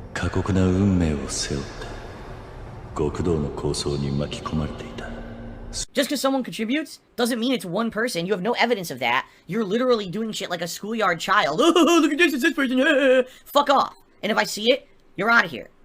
Seriously, if I see it, you're gone. I'm just gonna ban you. I don't care. I don't care about your little fucking excuses of why you want to be a little child and you want to act like a little shithead. I'm not putting up with it anymore. Because it's not fair to people who are here contributing and, you know, then you just, oh, I'm immediately going to write that off as that's only iced coffee. No, fuck you. That's not right at all. People should get credit and get thankfulness towards what they're doing. I've got at least 2 to 3 people who in the last few weeks stepped up and helped me out in a big way with contributions, right? And I'm very thankful. Well, then that's for not those crowdfunding people. if it's only 2 or 3 people. Uh-oh, did we just forget my whole handful of whales analogy? Semantics, though. Semantics. Let's let him continue. But how do you think they feel when they come to a stream and they contribute and someone says, oh, thanks, OIC. And like, what are you talking about? As of today, I have an announcement to make, alright? Spoke with Only Iced Coffee, and he said the following. I'm not going to read a word for word, I'm going to paraphrase. Uh-oh, now we're talking to our whales behind the scenes. But I thought he doesn't do that, though. They're just fans, they're just positive contributors, and he never needs to sit there and reach out to them behind the scenes about anything. If just in case you guys don't remember, that right there was an ongoing narrative during the vest streak. Oh, looks like Phil has to go ahead and send out the whale signal. Uh-oh, Phil is sitting there collaborating with whales behind the scenes to come through on certain days to save the vest streak. Defiant sniff. But basically, here's what he said. Alright? Moving forward, number one, he's actually going to attempt to change his Twitch name to be something that's the same forever. Rather than changing his name every few months or whatever, and then having, oh, what's the new name or whatever. I think he even said he's going to try to get it to something similar that he used to have, so that everyone can know that's who he is. Alright, that's number one. Number two, moving forward, if he contributes to the streams, he's going to let it be known that it's him. He's not going to do anonymous tips or anonymous sub-bombs. He's not going to use a different name as a joke. He's just going to be whoever, whether it's Dr. Tony Huge, Only Iced Coffee, Hallelujah, He Reigns, whatever it is, he's going to do it in that name. So that way people will know this is him contributing, and it attributes to the right person. Alright? Do you want to play the fucking game? Okay, now we're kind of going in a different direction with this a little bit. He's kind of admitting, because we already knew that Only Iced Coffee or whoever that is doing it under a bunch of different names and aliases. No surprise there, it's whatever. But he's kind of confirming in a lot of ways, or one could perceive it as, that those people who came through, the ones that he just talked about, those 2 or 3 people who came in with a lot of positive contributions over the span of the week, were probably Only Iced Coffee. And that's why Only Iced Coffee now wants to pick one name and one name only, and he'll make sure that he'll be known when he contributes. He's essentially outing, well, one could look at it as, I should say, he's outing Only Iced Coffee, and they're trying to essentially hit the reset button. So this doesn't have shit to do with other people in the fucking crowd, or in the fucking cult, or in the fucking audience, sitting there getting their just recognitions, if you will. It's about resetting the clock on Only Iced Coffee, or whatever name he decides to go with, and make sure that he is solidified as one person. But that doesn't help Only Iced Coffee, though. The reason why he was doing that is because he didn't want people to be able to keep track of him. Now he's thinking about doing it. It won't be long until people find him out on the farms, or anywhere else for that matter. What kept him, I don't know if I'd say safe, but what kept him ahead of the autism is the fact that he kept switching names. He kept switching accounts. Oh boy, this might be bad. This might be a rip for Only Iced Coffee. Yikes! This doesn't sound good. It doesn't sound good at all. And yet again, he's still not getting his point across. He went from, it's not only one person that's saving my ass, to, yeah, it is only one person saving my ass, and he's going to solidify himself as one entity from here on out. Wow. Coffee. Oh, it's only thanks. You dropped the sub. No, fuckers. No, you stupid shit. It's not him. He didn't fucking do it. And it's fucked up that you try to now associate that with someone who didn't do it. And now whoever did it probably feels like shit. Because you gotta make everything about this one guy because you're drama queen bitches. And I'm tired of your drama queen bitchy bullshit on my fucking streams. I'm not having it anymore. I'm just tired of the shit. Oh, we're gonna meme like a 5-year-old. Fuck off and get the fuck off my stream forever. I don't want your shit on my stream. You want to meme about me playing a game? That's one thing. Every time you do something negative towards one of the viewers, towards one of the contributors, you've crossed the fucking line, and I'm done with you. I'm done with you. And by the way, I've already talked about this about a month ago. What is this, reverse simping? What is this, reverse white knighting? Wow.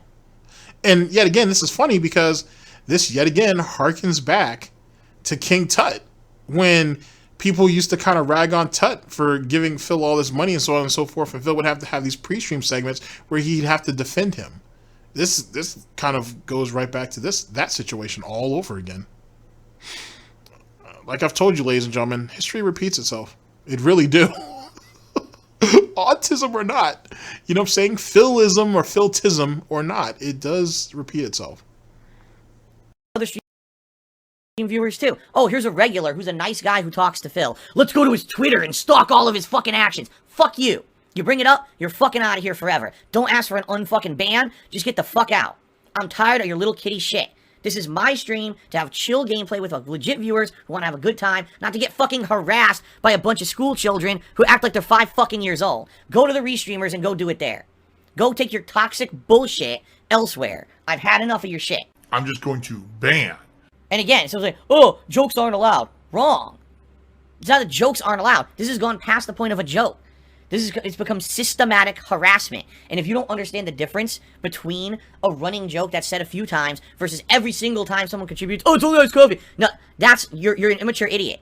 If you can't understand the difference, you're a fucking moron. And I don't want you on my streams. I don't. Just get the fuck out and don't come back.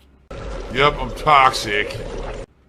Enough of the systematic harassment happening as a result of these fucking idiots. And again, that's what people say, well, Phil, you should just allow everyone to do whatever. Don't ever be angry that people restream you. Don't be angry that people make negative videos on YouTube. I'm not angry. What I'm angry at is that these people then get harassed. That's what I'm angry about. Not because these people exist who want to make fun of me and make a buck on my behalf, but because then they get my viewers involved and harass my viewers, and there's people out there making actual videos about my viewers and contributors. That's gone beyond, way beyond the line of what's allowed. You fucked up when you stopped making the content about me and you turned it into, let's attack the people who like Phil and support Phil. You fucked up. You can't, that's the line you don't cross. You can't do that. If that's the case, then where were you at when Brian or King of Pole and Vidal were having their beef all them years ago? If that was the case, where were you at to step in back then? And Vidal has to be on the all-time leaders list of contributions, of tips especially. Actually, I think at one time, tips, cheers, and subs, he basically was the man for all of that. But point being is, where was the defense for Vidal when that situation was going on?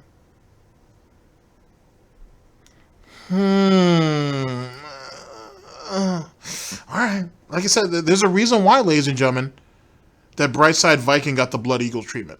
There's a reason why he got stabbed in the back by Phil. Keep that in mind. Don't ever forget that.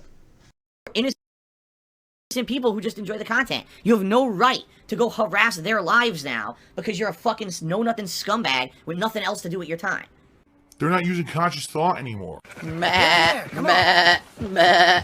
They don't even, have an opinion of their own. They 100% are sheep. They're crowd thinkers. And then the hilarious part about this, we got idiots in the street. Oh, she feels so toxic. I'm toxic. I'm the toxicity. I'm telling you right now, it's not allowed anymore.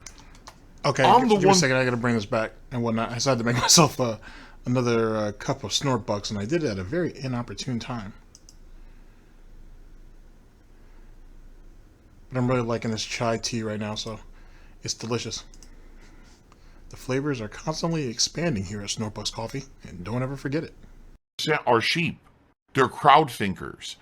And then the hilarious part about this, we got idiots in the street. Oh, she feels so toxic. I'm toxic. I'm ending the toxicity. I'm telling you right now, it's not allowed anymore. I'm the one putting an end to it. The toxicity are the people who harass other people for no fucking legit reason. That's the toxicity, you dumb fuck. And if you don't get that, again, you're a moron. I don't want you on my streams. If you're that dumb that you don't understand that this stuff isn't joking anymore and that it's systematic harassment, you don't deserve to be on my streams anymore. You can go sit outside in the corner with the other dumb fuck kids with the dunce caps on, watching an illegal restream. You can just go over there.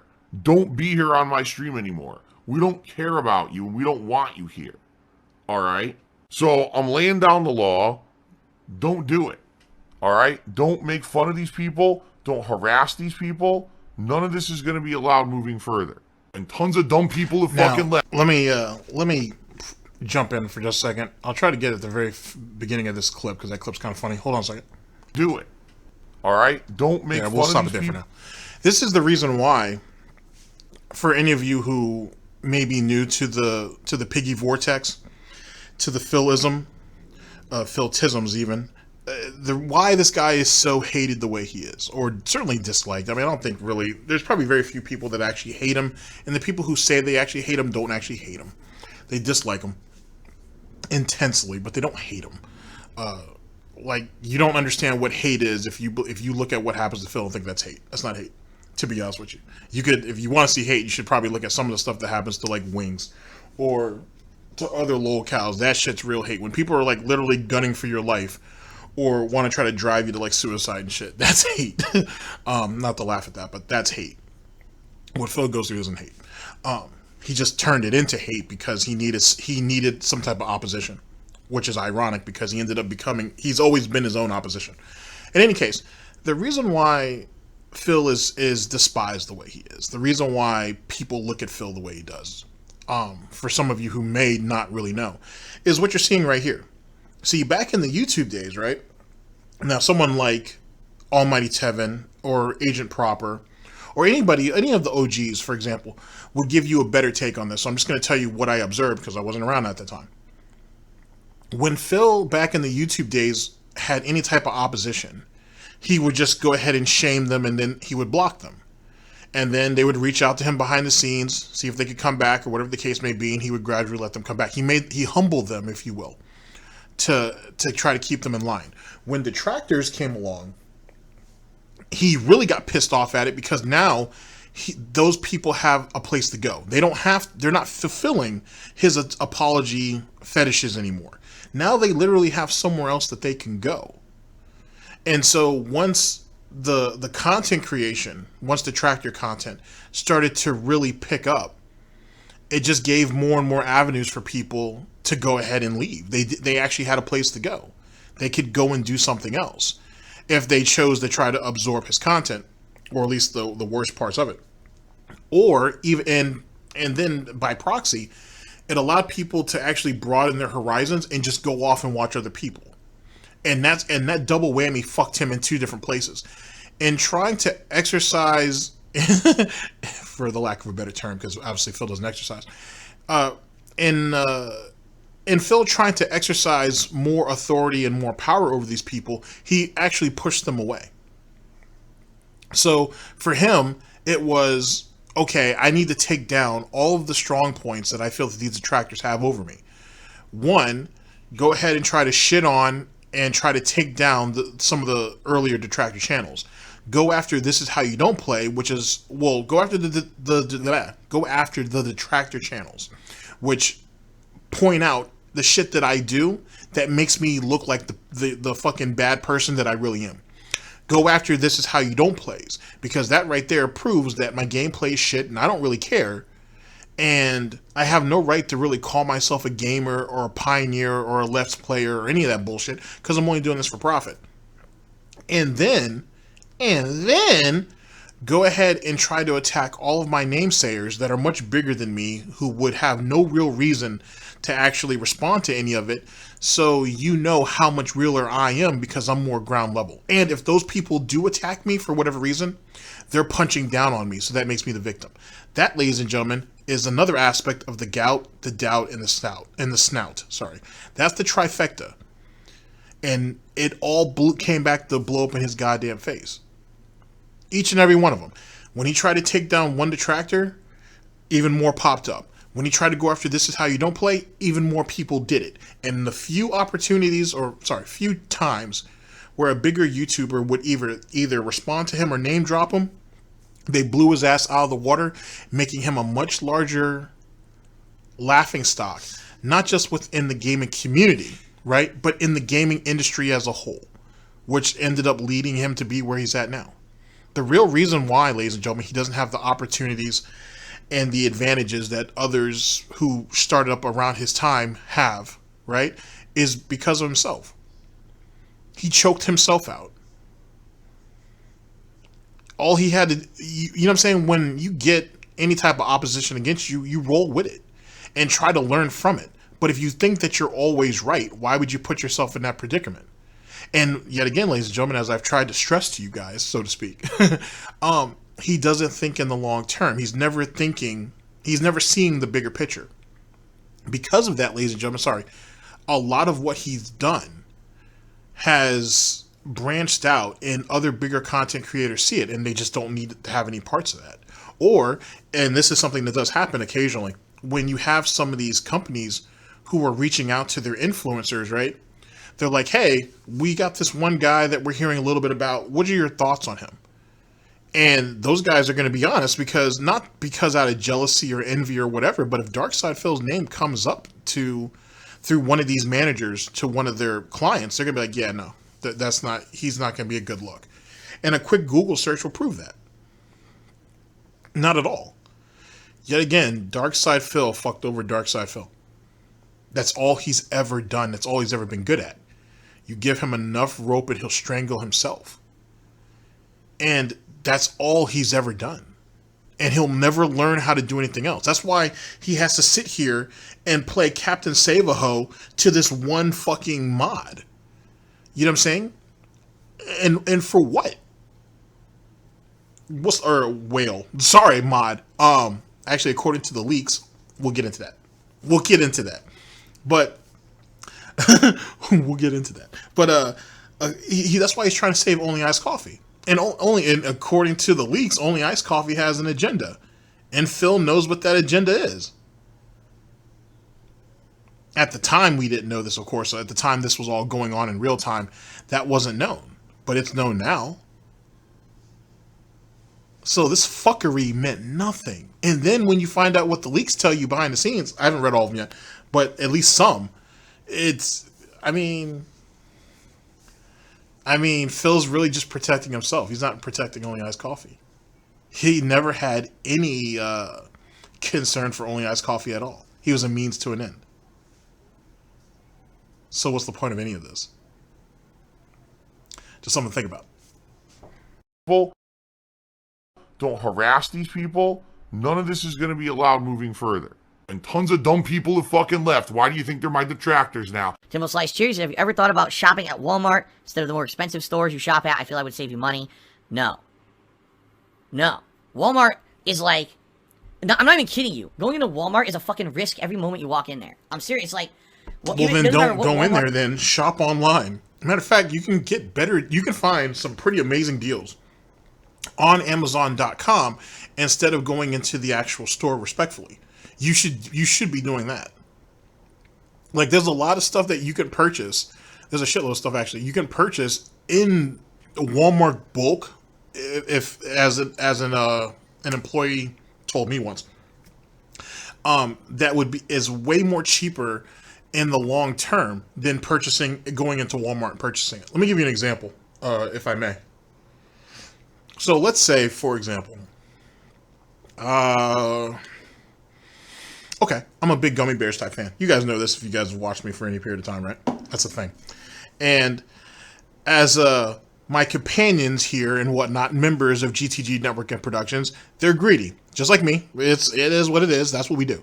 So instead of going to Walmart and picking up a bag of, let's say, a 5-pound bag, right? That's roughly like $7 or $8, right? If I go into the store, if I pick it up online, and thanks to one of our interns, she was the one who actually put us on game with this. Instead of doing that, just go online and we can get 4 bags for $12 instead of me paying $7 for just the one. You know what I'm saying? So for $12, we have 20 pounds instead of me paying $7 and having 5. Like, it's really, really convenient. It's really, really nifty. And it's not just that. It's what a bunch of things, if you think about it. And you really got to search around and whatnot. You got to really do some due diligence, but you'll find it. And you can do that with just about anything on Walmart.com. So, if this idiot, for whatever reason, is worried about his safety, there are other means of doing it. Now, don't get me wrong. Excuse me. For any of you, the snort buzz is getting at me, but goddamn it's good. I'm sure any of you have gone into a Walmart at midnight, 1 o'clock in the morning, and seen some absolutely unique individuals while you're in there, or you've seen some unique things happen. We all have at one time or another. But yet again, if you don't feel safe going into a Walmart, for whatever reason, just go ahead and do it online. It is what it is. I find that even though Target's supposed to be like the next step up from Walmart, I find that Target isn't exactly that much better, to be honest. Excuse me. It's as grungy as it can be, as grungy as any Walmart at any given time. It's just the price is higher. I don't even know if that's even worthwhile. But that's semantics. That's up to you. But yet again, this feeds back into Phil's I wouldn't say high-end lifestyle, but it does kind of feed back into this upscale image he has of himself, that I am this successful business owner, right? I'm this successful content creator on the internet. I don't need to go into the grudges of society to step into a Walmart or anything of that sort. And that's stupid. The rich stay rich, or the wealthy stay wealthy, because they're careful with their money, not because they want to flaunt it for a bunch of people who don't give a shit. If nothing else, he is the representation of an imitation influencer in our current timeline. People so desperate to show how much money they have instead of actually making more or building off what they have. And that's why none of them will be wealthy. That's why most of these people, once they lose their looks, or people realize they're not as talented as they thought that they were, in a couple of years will essentially be broke doing whatever to get by anyway. Just like kind of how Phil's doing. There's a lot of streamers streaming right now who, if they're smart with their money, are going to be in a very, very good position 10 years down the line. Phil's not.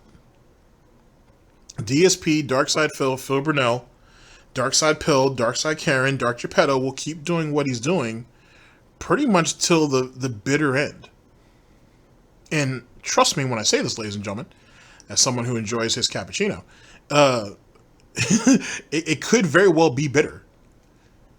It could very well be bitter towards the end. It's going to have a really terrible aftertaste, and he can blame anybody and everybody he wants, but by then everybody would have moved on. And there are not going to be as many charitable, I guess is the proper term, as many charitable people to be there to try to help him back up. He's exhausting a lot of his resources now because he's not utilizing it properly, because he doesn't understand how to. He sits here and he harps on about how business works and how life works, but he has no clue. Let's be honest. Let's call a spade a spade. It's a wheelchair symbol preaching to other weird wheelchair symbols. That's it. It's a perpetual man baby preaching to other man babies. It is a overgrown child preaching to children how life works. And they're only going to end up in a worse position than Phil if they don't break the pignosis or life hits them hard. And not everybody who hits that wall can recover. Look at Phil. Just something to think about. You go to, when you're known for being the store with the rock bottom prices, that adds an element of risk. It just does. And the risk reward of going to Walmart to save a few bucks versus just the crime that could happen, the risk of happening, you know what I mean? It's just not worth it. It's not worth it. Every but Walmart at the end I've of ever the been day, to, though, too, especially how society is, you could be robbed anywhere. You could essentially get hurt doing anything. Anytime you leave your house, if you want to go ahead and live by this paranoid logic, anything could hurt you leaving out of your house. Or leaving out of the safety and or confines of your home. Does that mean you should stay at home in fear? No. And yet again, if you're too lazy or too paranoid to do any of those things, then shop online. It's literally like this is just a foreign idea to him. Like he doesn't understand that you have options.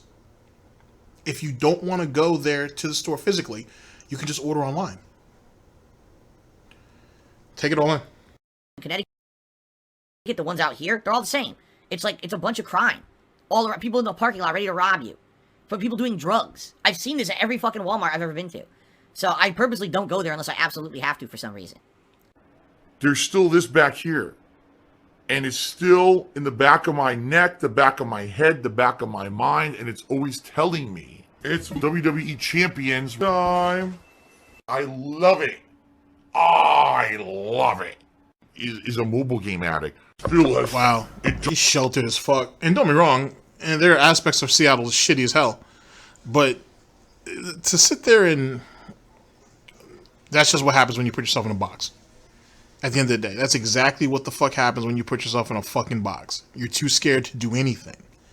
And you have to blame the world for everything. Yet he's not doing anything to contribute to it, which is probably a good thing. He's not doing anything to help it. He doesn't have any solutions or anything. Oh, I'm lazy because I'm scared. So don't sit there and make fun of me because I don't leave my house but one day a week, and when I do, I leave outside with my wife, right? Because someone's got to take that bullet. I can't. I'm a content creator, dude. I still got shit to do. I can always get another soulmate. Ladies and gentlemen, oh my god. Let's go into our next music break, and I will see you guys for for video number 4. I will see you guys in just a second. Let's go back.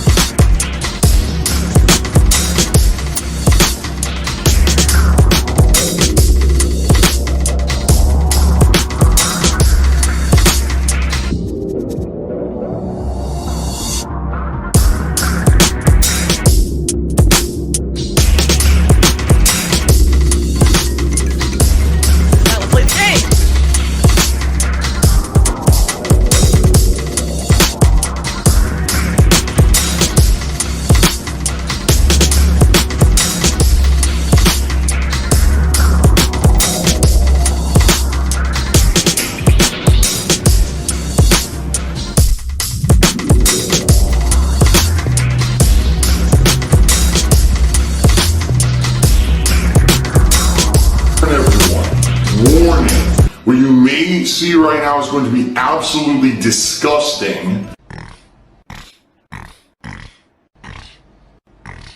Sound good? Alright, sounds good to me. Rich Slap cheers. Wow. All right, ladies and gentlemen, we're here with video number 4 of our broadcast, brought to us by Burnell, DSP. Let's see here. I have 23 years working. It's likely that in 10 years I will not stop being a gamer. We'll see about. I mean, he stopped being a gamer a long time ago, to be honest.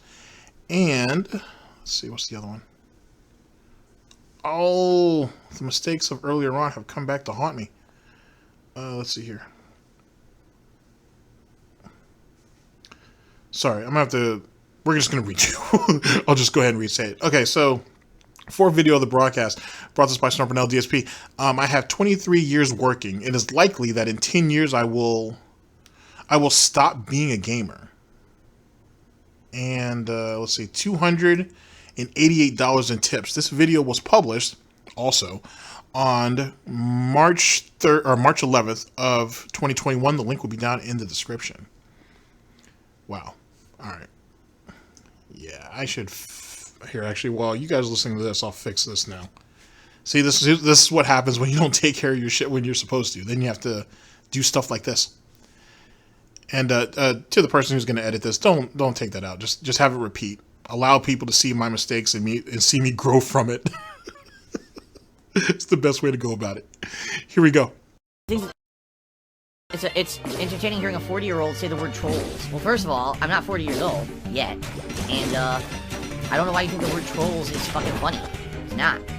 Maybe one time when trolling was just doing lighthearted stuff on the internet, you know, that was one thing. Now trolling is things that can hurt your fucking life completely. Ruin your life. How is that fucking funny or acceptable? Snow Carl says I've only been working for 15 years.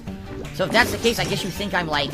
Let's think about this. If I was only Wait, working for 15 you years, being like... You thought it was lighthearted trolling when you were trolling in the FGC? And challenging people to fights and shit and then welching out of it? Or you thought it was lighthearted trolling to sit there and be an ass clown, get challenged to money matches, and then up the stake thinking that you could get these people to back down? That was another thing that I found in some of my studies. Only to actually have to go through these money matches and losing hundreds of fucking dollars to people that you clearly didn't have a snowball's chance in hell of beating. That was lighthearted trolling? Oh, okay, sure, I guess. I mean, we all know who took the blunt end of it all, so I guess so. I was 17. So I guess you would think that I'm 32. I'm not. I'm about to be 39. I've worked way more than that. Actually, I take that back. I started work when I was 16. I totally... No, wait a minute. I started work when I was 15 because it was legal to work when you were 16, and I worked a year before that. So I worked all the way from since I was 15 to now. So that's 23 years I've been working. Yeah. 23 years I've been working.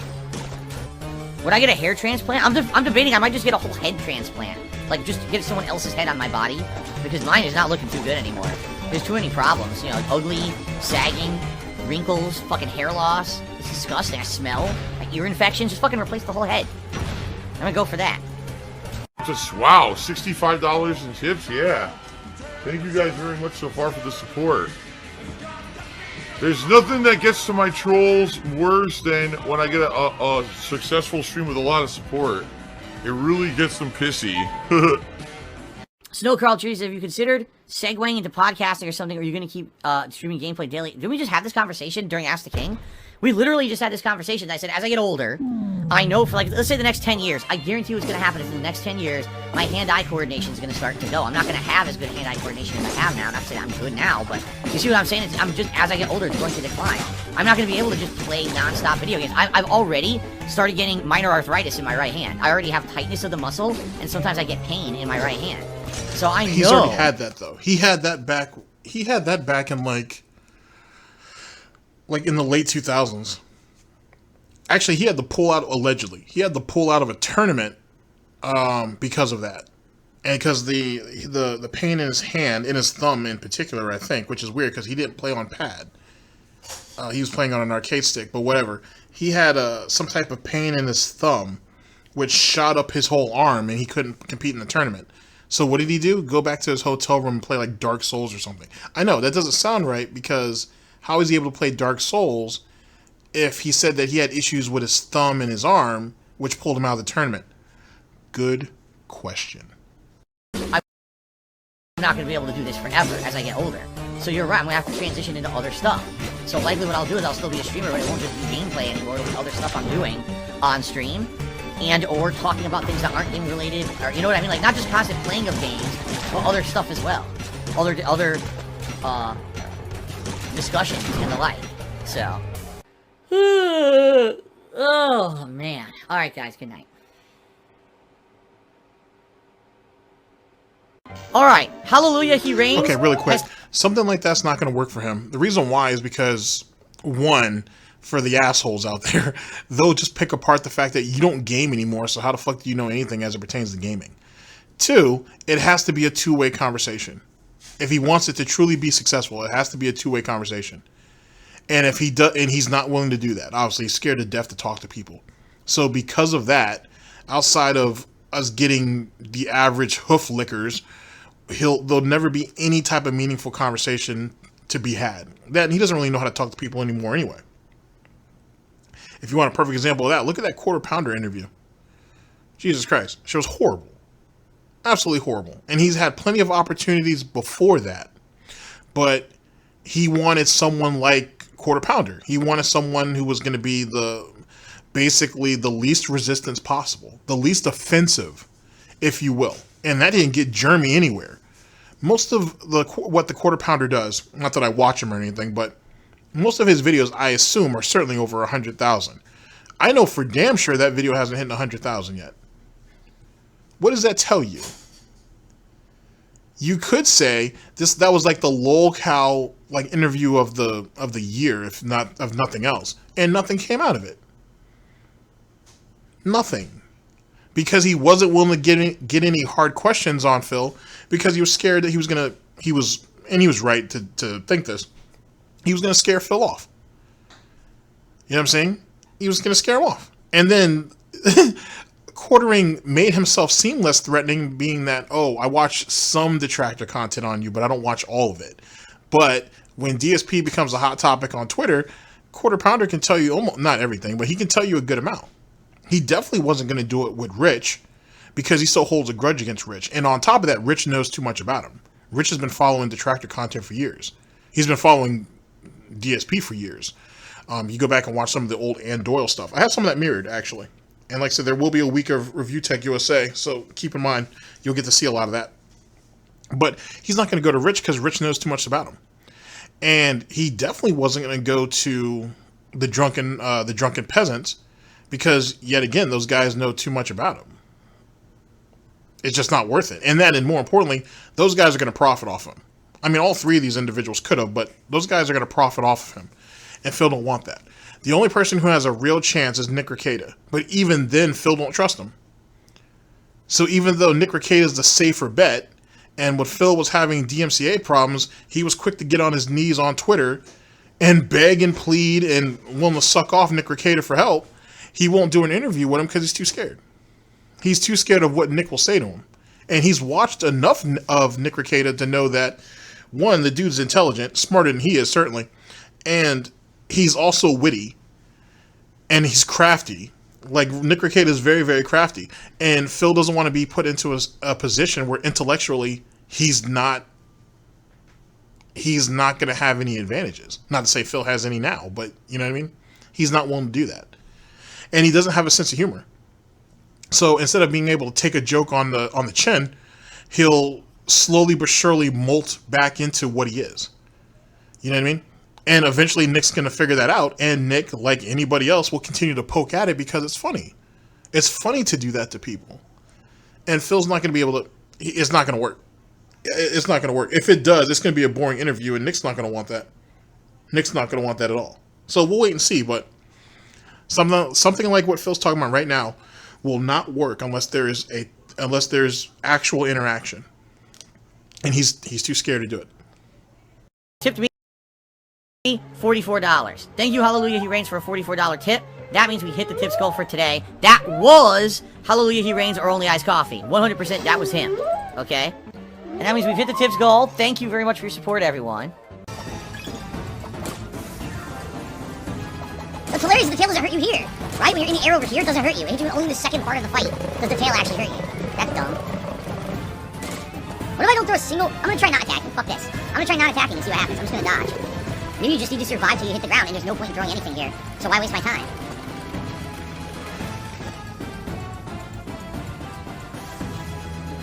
It seems he did the same pattern anyway.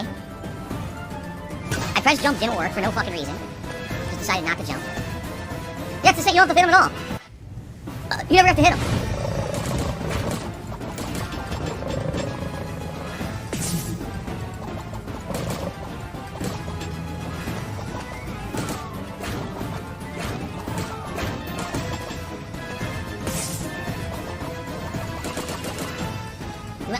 Oh shit. He's so short now. He's a little stubby. He's faster now, though. Oh, did I do it? I think I did it. Nice. Wait, no, it's not over. He's the floating head now. Oh my god, look at this shit. I did it! Now I did it. Okay. Woo! A second fucking form. I got him. Good shit. Holy crap. Alright, Brave the Elements. That was a good stage. I like that stage. J-Boys for the Dragons of Mimi. Okay. Oh, Wilson from Aragorn is here. He tipped me $1.30. He says, PayPal says the tip from March 1st has gone through. Oh, really? Remember that was the tip that he sent a week ago, and it sat there in limbo for over a week now, because it was the first. That would have been oh my god. That's like a ridiculous hold. So that was 9 days or some shit. Let's see if it went through. Yes, it did. Alright, so, ladies and gentlemen, that was going to change the landscape because the top tipper of the day is now going to be Wilson of Aragorn, who tipped me $72 9 days ago, or 8 days ago, and it finally just cleared. So now, we're up to $173 in tips on this stream. It just cleared now during the stream. Holy shit. Oh my god, he's drinking gin. Joyful Oblivion tipped me $106.66. That means we've hit the tips goal thanks solely to Joyful Oblivion tonight. Hopefully, you know, other people would have contributed, but I don't know what to tell you. But he's very generous tonight. Thank you very much. Oh my god, he's drinking gin. Less than a month on my birthday. And you guys know what happens around my birthday. We got a birthday celebration week coming where I'll have decorations in the office, special festivities, all kinds of silly stuff that we do that week. So that's coming up very soon. I mean, time flies. Feels like we just started this month. Yeah, it's almost my birthday. I'm going to be 88 years old this year. So I hope you guys Now, are ready. yet again, I can understand as a streamer, right? You like having a celebration on your birthday and whatnot, at least a short stream of doing it. I get that. I get that 100%. But to celebrate that shit for an entire fucking week, dude? Like, really? Ugh, that's just... Ugh. Just feel dirty. That's all I feel. It feels dirty. You know what I'm saying? Like, how pathetic of a person are you that you need to celebrate your birthday for a fucking week? And he's also expecting people to pay their birthday tributes to him as well, which is the reason why this whole thing exists anyway. Literally trying to profit off of whatever he can. And what's it worth? You need a whole week to remind you of how old you are and how closer you're coming to your own demise, essentially. And with that being said, let's talk about a moment of clarity for just a minute here. You're 39 years old, or you're about to be 40, but you're 39 years old, right? And you have no real prospects at all. Like, you have no future prospects whatsoever. You have a legacy, if you want to call it that, a failure that will be your defining characteristic. It'll be the thing that people remember about you the most, right? People will really have to struggle to try to find something positive about you. And even then, it'll never outweigh all the things that you've done and you've said. Out of anger, out of frustration, out of maliciousness, you'll never be able to top any of that. And because of how you choose to live your life right now, you're literally crawling closer and closer to your own demise. You need a week of that to be thrown into your face for short-term gains. Like, that's what you need to be reminded of that week? Really? And that right there is healthy or even sane at that point? It'd be different maybe if he was in his, like, 20s. It'd be even different if he was in his, like, mid-late teens, I guess.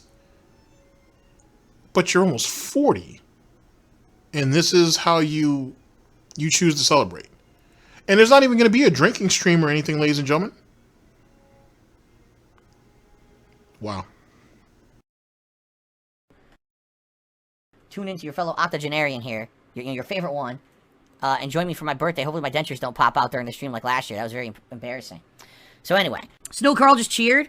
So if you consider doing a meme celebration when the Biden bucks drop, perhaps a way to raise extra money or an increased tip goal that day might help with the financial situation. Ladies and gentlemen, allow me to explain something to you.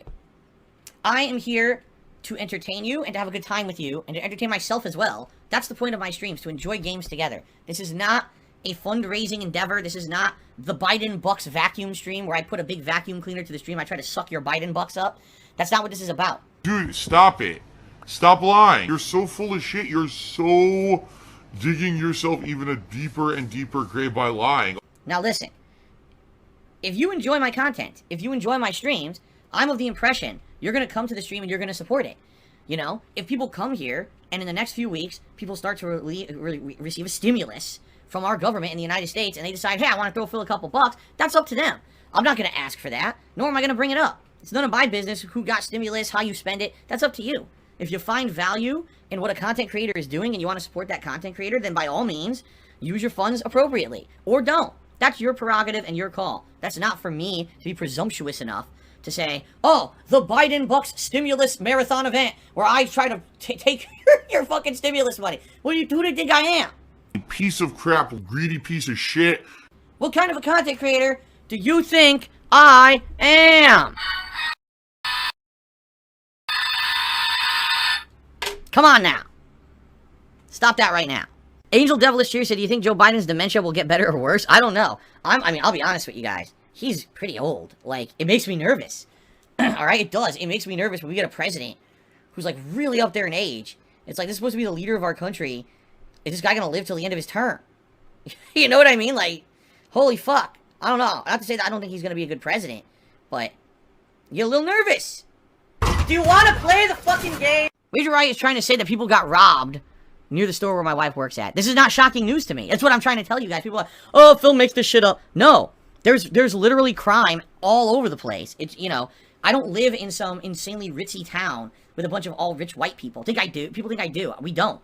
Do we live in a nice community? Yes. But as soon as we pass outside of this community, there's crime, there's all kinds of shit around here. People think that I make this shit up. I'm not making anything up. At all. This is all true. It's easily documented. You can look it up. You'll see all the crime that's out here. I don't know why people think I'm lying. Zelda Minis cheered. He said, that's sad. It's about not Cat. about you lying. It's how you're responding to it. There's crime everywhere at the end of the day. You know what I'm saying? Crime's everywhere. And make of it what you will, but that shouldn't stop you from living your life. Should you be a bit more cautious, or should you be cautious? Yeah, absolutely. But then again, you also have the means to still interact with the world around you and get the things that you need. And he's completely negating that because either that's not comfortable, or he's too lazy, or he's too stupid. And that right there is what allows ignorance in its most purest form to keep prospering, if that makes sense. And so it's funny how someone says, how someone like Phil himself, I should say, says that, you know, he's worked so hard, he's made so many sacrifices, he's put his blood, sweat, and tears into this online thing, and that should be recognized. That's why he should be respected, and that's why he's successful. But in truth, you have nothing to show for it, and you never did any of those things. You did all of that is according to your standards, and your standards are pretty fucking low. So for everybody else, you didn't do anything. You sat on your couch, had these long recorded sessions, drunk or belligerent or both, and and you chopped them up into little pieces and put it online. And you were able to profit off of it. Literally the lowest common fucking denominator. You were able to profit off of it. But then that doesn't even matter, because what do you have to show for it? You don't have any money in the bank. You don't have any savings. You don't have any retirement. You don't have anything set up for yourself after all of this is done. Right? So you're forced to do this essentially until you drop. And please believe you will drop eventually. As the competition, well, as more and more people come into gaming in an online atmosphere, whether streaming, content creation, whatever the case may be, people like him get pushed further and further down because his relevancy. He doesn't have any relevancy, first and foremost. He's notorious. He's infamous. Not notorious. He's infamous, really, more than anything else. That's what keeps him alive. Because that's the only thing that's interesting about him. Everything else is useless. It's incidental. His peak, because I've said this before, I think he had like a 3-year run of relevancy. It probably wasn't even that long. It really wasn't. It really probably wasn't that long. And when I say relevancy, I mean as it pertains to gaming. You know what I'm saying? Because he was able to buy the newest games the day they came out and was able to put out at least the first couple episodes or first couple parts of those games almost immediately, being able to beat everybody else out. So it was quantity and availability.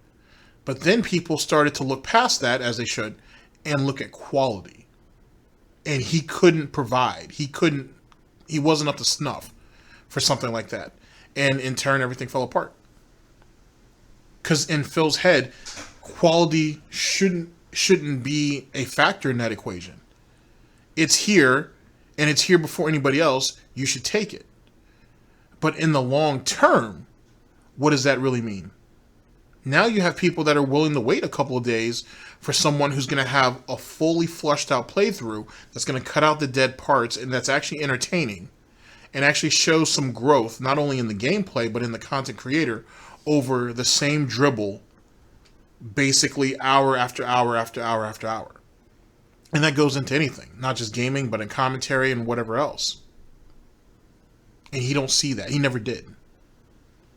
And because of that, that's the reason why he suffers. Getting worse around Seattle and the suburbs. Yes, it is. It's going up. Definitely it's going up. This last year, now these people think that they have free reign to do whatever they want. And it's hard. I can understand. It must be a lot harder for law enforcement. Who are these people? Because we're referred to them as being criminals, being the grudge of society, being drug addicts or drug dealers. It's almost like he's trying to go ahead and pose all that onto a particular demographic. But let's see if he can prove me wrong. With the year they had last year, you know, with the bad apples doing bad things, making them look awful, now all law enforcement is like under the microscope. So I can imagine to do their job must be a lot harder to do it the right way. Seriously. 過酷な運命を背負って極道の抗争に巻き込まれていた。Droopy Schlong, your tip question is unverified. I'm not even going to bother because your name is Droopy Schlong, which is a fucked up name to begin with. And I made it so that you can't tip anymore because you did an unverified tip, which isn't allowed.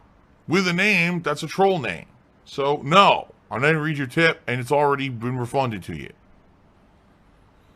You actually want to support the stream, make a name that's not disgusting, get a verified PayPal, and then come back. There you go. Oh, he says, oh, I just thought it was a funny name. All right, I'm going to name my name Saggy Big Tits on Twitch. See how that goes over, right? You're a disgusting pig. There's still this back here. And it's still in the back of my neck, the back of my head, the back of my mind, and it's always telling me it's WWE Champions time. I love it. I love it. Is a mobile game addict. Still has it. All right, ladies and gentlemen, we come to the sad part of our broadcast, the last video of the broadcast. Tragedy. Absolute tragedy. We're going to go on to our last music break, and we will reconvene for this last video. We'll come back for that last video. See you guys in just a second. Because those people, right? Wow.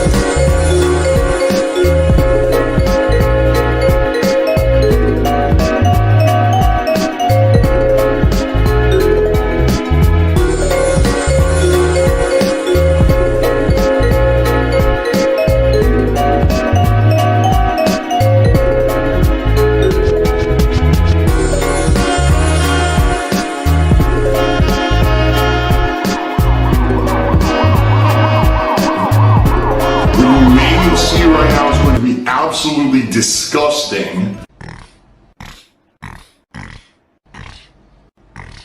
Sound good? Alright, sounds good to me. Alright, anyway, let's find out. Ladies and gentlemen, we're here with the fifth and last video that will round out our broadcast. Brought to us by Burnell, DSP. Let's see, everything about WWE Champions is a lie, but I can't prove it. And goodbye to Yakuza or Yakuza 7. This video was published on March 12th of 2021. The link will be down in the description. It's like any typical debunking stream Phil Burnell has ever done. Oh, this is a lie. It's a complete and total lie. And the people that say it that are mentally ill. But I can't prove it on my end either. So you just got to take my word for it. Trustful sniff. She says you consider yourself a Karen. Shut up. Shut up, you fucking idiot. Yes, okay. He considers himself a Karen.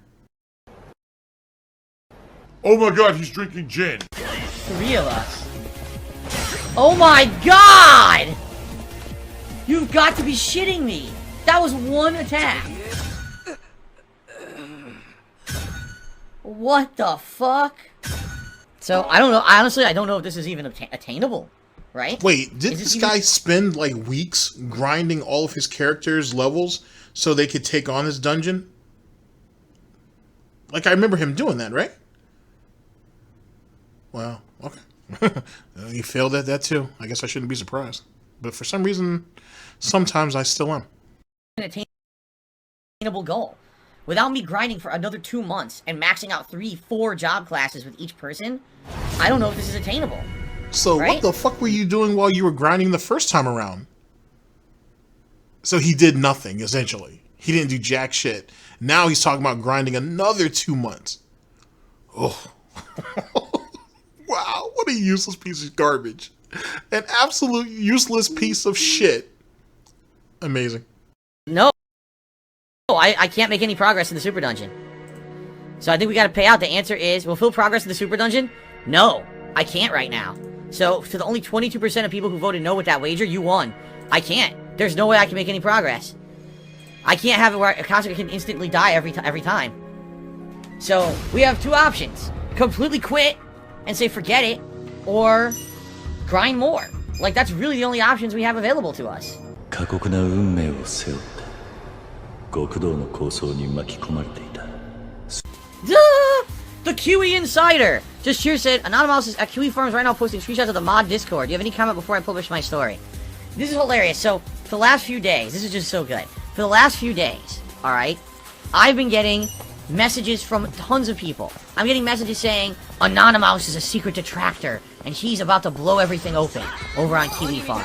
I got people who are saying, Only Iced Coffee is a secret detractor, and he's really behind the scenes, he's been doing all this nasty stuff to this and that.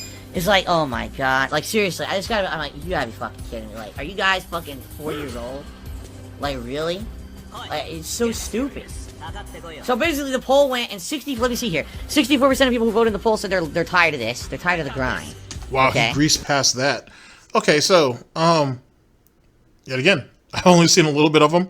We'll get into that as we further along with this, but, Anonymous, I guess after a number of years being over there, since what, like 2017? Maybe sooner, maybe before that, at least being a mod anyway. He's finally decided enough is enough, and he has seen the last bit of Gout that he needed to see, and he decided to debrief. Even though he has seen a lot of the bullshit behind the scenes, and yet he still defended Phil publicly anyway. It is what it is. And Only Iced Coffee, as we spoke about earlier on in this broadcast, apparently was trying to pay for modship and didn't get it, and Phil knows that, and Phil strung him along. Matter of fact, wasn't Anonymous one of the people who pointed out that Only Iced Coffee was a troll? And Phil was like, it doesn't matter because I'm going to milk him anyway? Telling Only Iced Coffee to like change your name and do this and do that, and maybe eventually we'll make you a mod, though he never had any real intention of doing so? We'll see how that works out as we delve deeper into it, but don't get your hopes up. Don't get your hopes up, because at the end of the day, it's all hypocrisy. Because like the way it's kind of unfolding is that Only Iced Coffee is on some gay ops shit, long-term gay ops, to try to get himself into position to become a mod for Phil, even though he's kind of secretly working with the detractors. Not working with the detractors, he's secretly working as a detractor, so to speak. And then Anonymous is debriefing, but then he can't really justify why he sat back and saw all the bullshit that had been going on over the years, knowing damn well that what detractors, trolls, haters, and critics were saying was true, and how he was able to disregard it at the deficit of not only other mods like himself, but of people in the audience and in part of the cult. So it's kind of ugly however way you want to cut it. It's kind of ugly however which way you want to cut it. And then then it's alleged that supposedly Only Iced Coffee was talking to a few detractors, letting them know about what he was planning. And then I don't even know what the full detail is with that, but something happened, and now he's super butthurt at a few of them over that. We'll cross that bridge when we get there. But it doesn't sound very good. That Anonymous behind the scenes, is he banned from Twitch? Well, I don't know if he's banned, I think he's suspended. That's all alleged, of course. That's all alleged. Happened. I don't really know what happened there, or I don't know the ins and outs of the situation. But outside of that, had contact with him, you know, no drama, no problems. He insists, he's like, no, none of this is true. It's just stupid shit. People are trying to get me in trouble and stuff and all this nonsense. So, all this stuff, and I'm like, so what exactly do you want me to do with this or about all of it? Like, do you really think first of all, do you really think I care? Like, here's the truth of the matter, alright? Is there behind-the-scenes discussion with my moderators? Yes, of course there is. Of course we talk behind the scenes in the streams about stuff going on. Is there anything that's, like, insanely controversial, oh my god, jaw-dropping, over-the-top, super secret stuff? No! Nothing! Logs of what? There's nothing that could possibly be revealed that the moderators talk about behind the scenes that's anything that anyone would care about. It's boring. It doesn't matter, and this is how stupid he is, because if his current Discord, or if any of his Discord accounts, because as I had already posed, I was wondering if he had more than one, and he does. His original one, which is what ended up getting his ass caught with his WWE Champions thing, he ended up something ended up happening with that, and then he ended up starting a brand new one. But it doesn't matter because you can still trace it back to him. Which yet again, it is what it is on that. But it's because of the Twitch ID, the Discord ID is what pretty much has him dead to rights. You can thank LSB and people in his Discord for finding that, and then Kiwi Farms further and Detractor Twitter further expanding on it. So they kind of have him dead to rights just on that. Him divulging that he has a Discord was always going to work against him. If you go back to when he had gotten kicked off of Twitch the first couple times, and he said that, oh well, I have a Discord account that was given to me by Twitch so I can talk to my Twitch partner.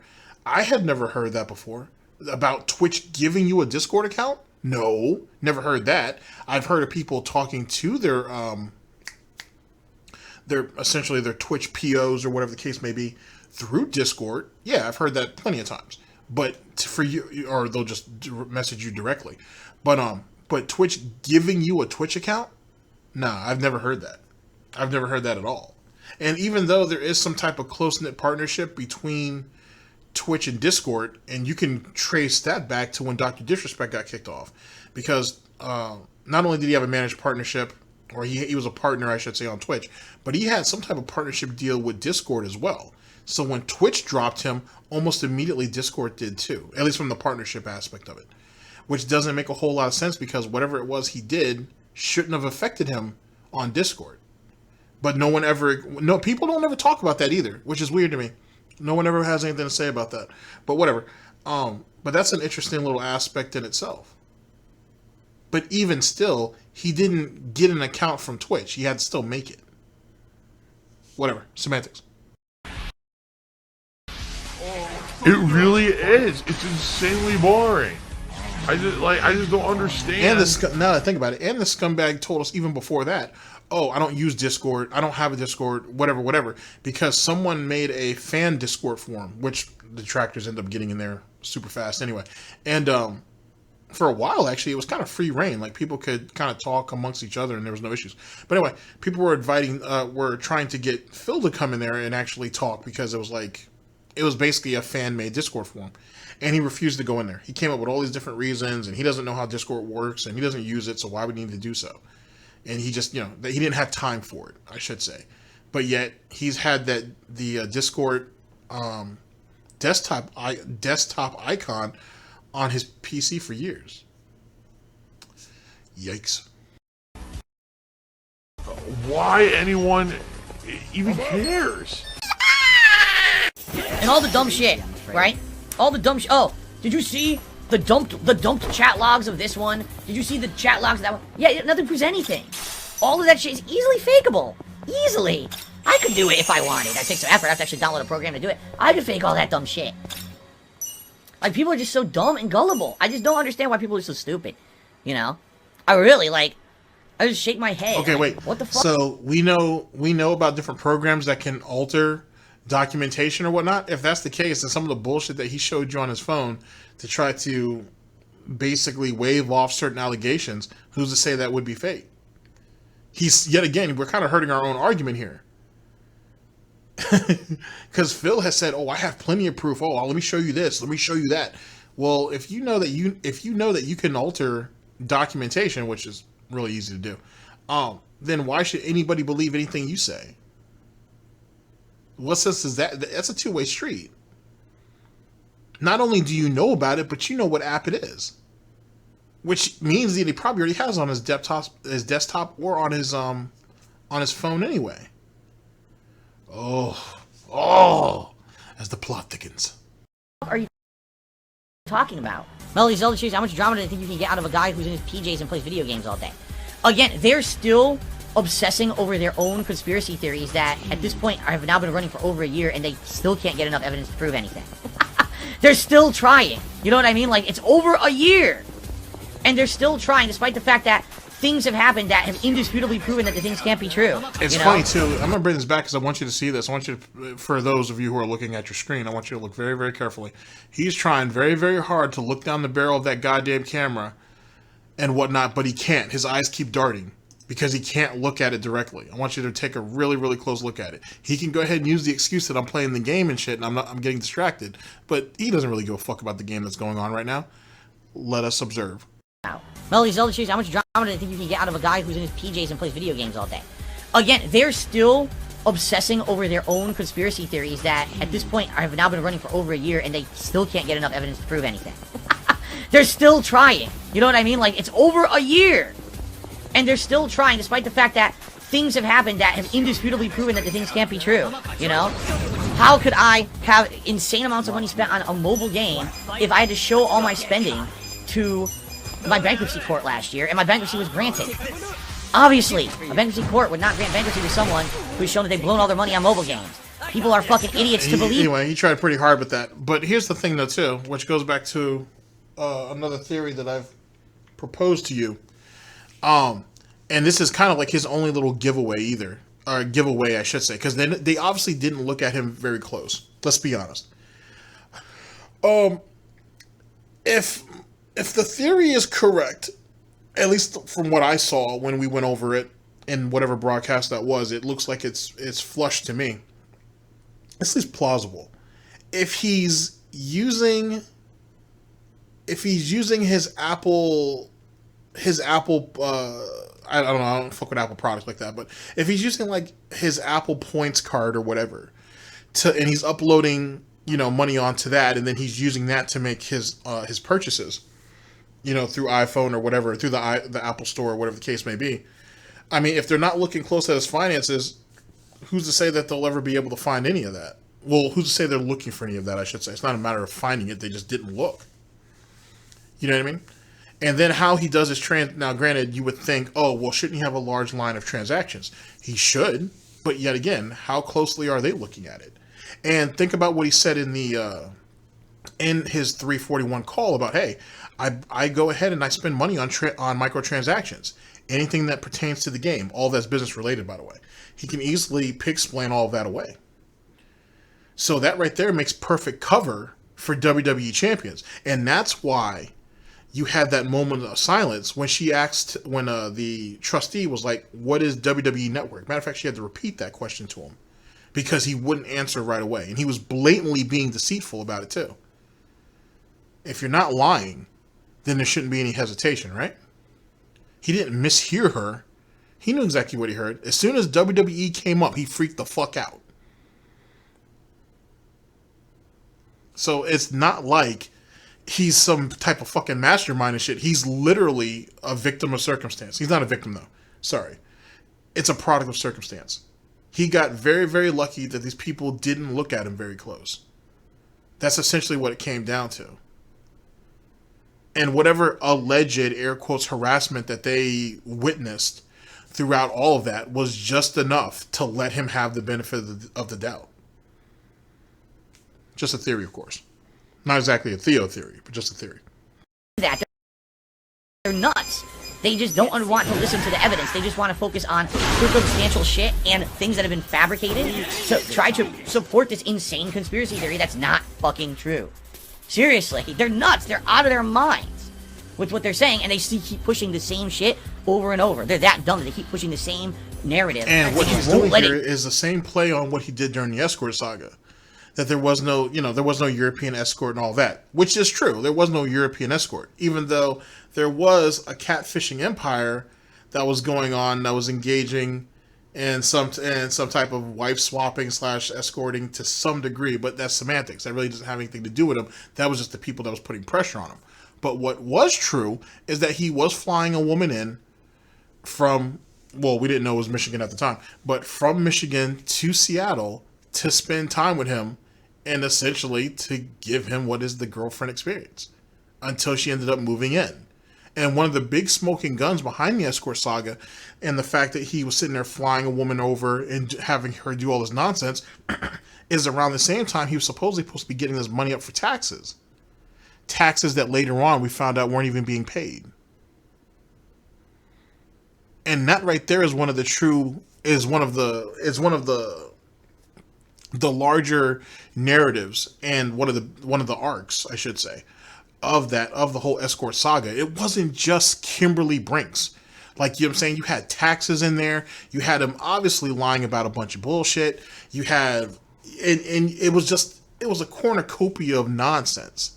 It was like, it was an autism tornado in itself.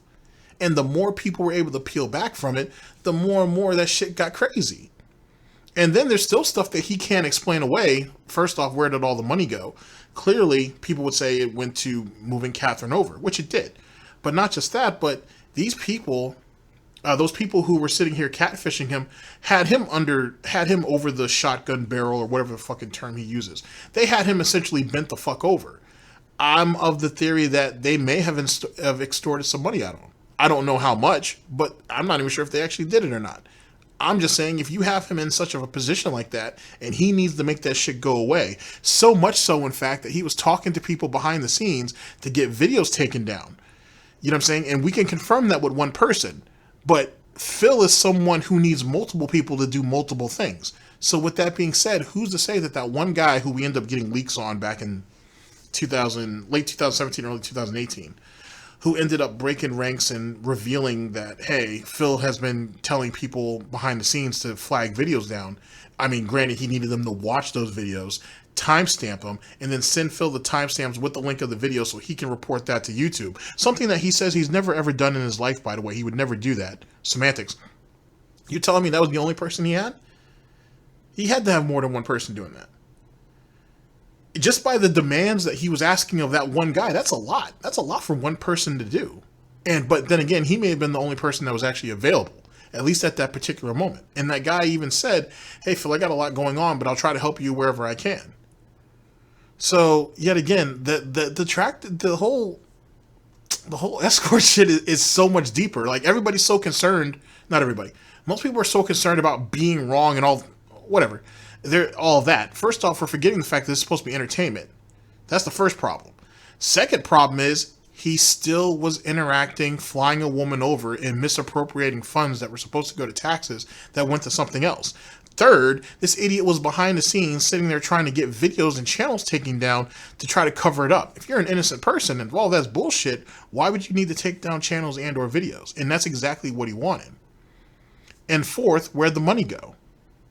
And fifth, when Kimberly Brinks eventually did a cease and desist for temporarily, saying, oh, I got my money, so there ain't no problems. And then she ended up coming back out the mix and put the pressure back on his ass. Why'd she stop in the first place? Why would she come out and claim, oh, I finally got my money, there's no problems? Now, granted, you could say, oh, it's part of the bigger lie or whatnot. But Phil isn't someone who's not above trying to make a problem go away. So I wouldn't be surprised if he paid $1,000 or even $2,000 to get him up and off. That was the whole point of the catfishing empire in the first place, was to fleece people. You think this idiot is above that? And especially with as much pressure that was on his ass, this was something that a lot of people were looking into. There was a lot of people watching this outcome. Jesus Christ, even Medicare to some extent thought it was interesting until he ended up debunking everything like a month out. And it's still kind of weird how none of us saw that. You know what I'm saying? That's really weird, because most detractors follow Medicare.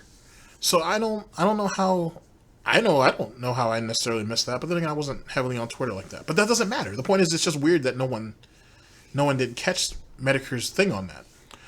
Or at least the person who was tweeting it to Medicare. I'm surprised he didn't go to at least some of the heavy hitters in detractor Twitter at that time and be like, yo, you need to spread this around, because people need to know this, because Medicare laid it all out. But even still, how the story ended up unfolding was way more entertaining either which way. So it is what it is, and what it isn't. Go. Look at me go. So let them keep going. Let them keep saying they think they have something and wasting their time, because as you notice, I don't care about it. I don't talk about it on my streams anymore. It's a waste of everyone's fucking time. It really is. It's just fucking stupid. And I play a game called WWE Champions, which of all things, you can believe it, is a WWE game that plays like Candy Crush. I love it. I love it. Tim was like straight again. He said, we all know you and the mod spend all day gossiping about latest TMZ news while you sip on your coffee and read morning newspaper. That's what I mean. And the thing, well, we have more secret Discord logs that are proof of this and that. No, you have nothing. You have absolutely fucking nothing. You have nothing. Because nothing can possibly exist, because it's all fake. It's all bullshit. You got nothing. You can't possibly have any real evidence. All you can have is fabricated circumstantial shit that's not true. That's it. More you of can that never eye have evidence. darting. But yet again, he could have dispelled the whole WWE Champions thing by just showing his phone. Wouldn't do that because obviously there was something in there. Obviously the app is on his phone, and he was going to be proper fucked if he did that. And more importantly, this idiot was talking about, oh, well, there's other things on there that people could use against me, yada, yada, yada, yada. I mean, go ahead and wrap yourself up in this veil of paranoia all you want, but you're not debunking anything. You're just putting your word out there, and your word is useless. How hard is that to figure out? It's apparently very hard to figure out. Something that's not fucking true. Why do you think I'm not nervous? Because I don't care. Nothing can ever come out about anything because there's nothing to come out. People are that fucking stupid. God, it's frustrating people are that dumb. It really is. People trying to play as the victim. Yeah, well, that's what it is. They do something bad, but then they realize, oh shit, maybe we went over the line and we're going to get in trouble for it. Oh, quick, let's try to flip it so that we're innocent. It's called, defense mode, panic mode, for people who know that they screwed up. So Andre Lee to me $2. I guess Andre Lee is. I know he hasn't been around for a long time, and he's asking. I don't even understand. Like, what would be the controversy if you played mobile games and spent money on them? All right, the narrative that these idiots want to spin. Again, I want to talk about this all night. Here's the narrative that they want to spin. Okay, I thought we didn't care, and that's why we don't talk about this yet. We're talking about this, and we're even willing to dig further into it. Oh, my job's going up? Okay. They want to believe I'm some kind of a crazy addict, and that I sit around spending money on mobile games constantly, and that's why I had to declare bankruptcy and all of this shit. I need that money to pay my WWE champions bills. And basically what they it is, because I've told you guys 100 times, it's not me. It's whatever this. And he's missing another key factor too. Why is it that he was begging for tax money for like 3 years, and yet he wasn't paying his taxes? That's another part too that he's actually leaving out. So keep that in mind.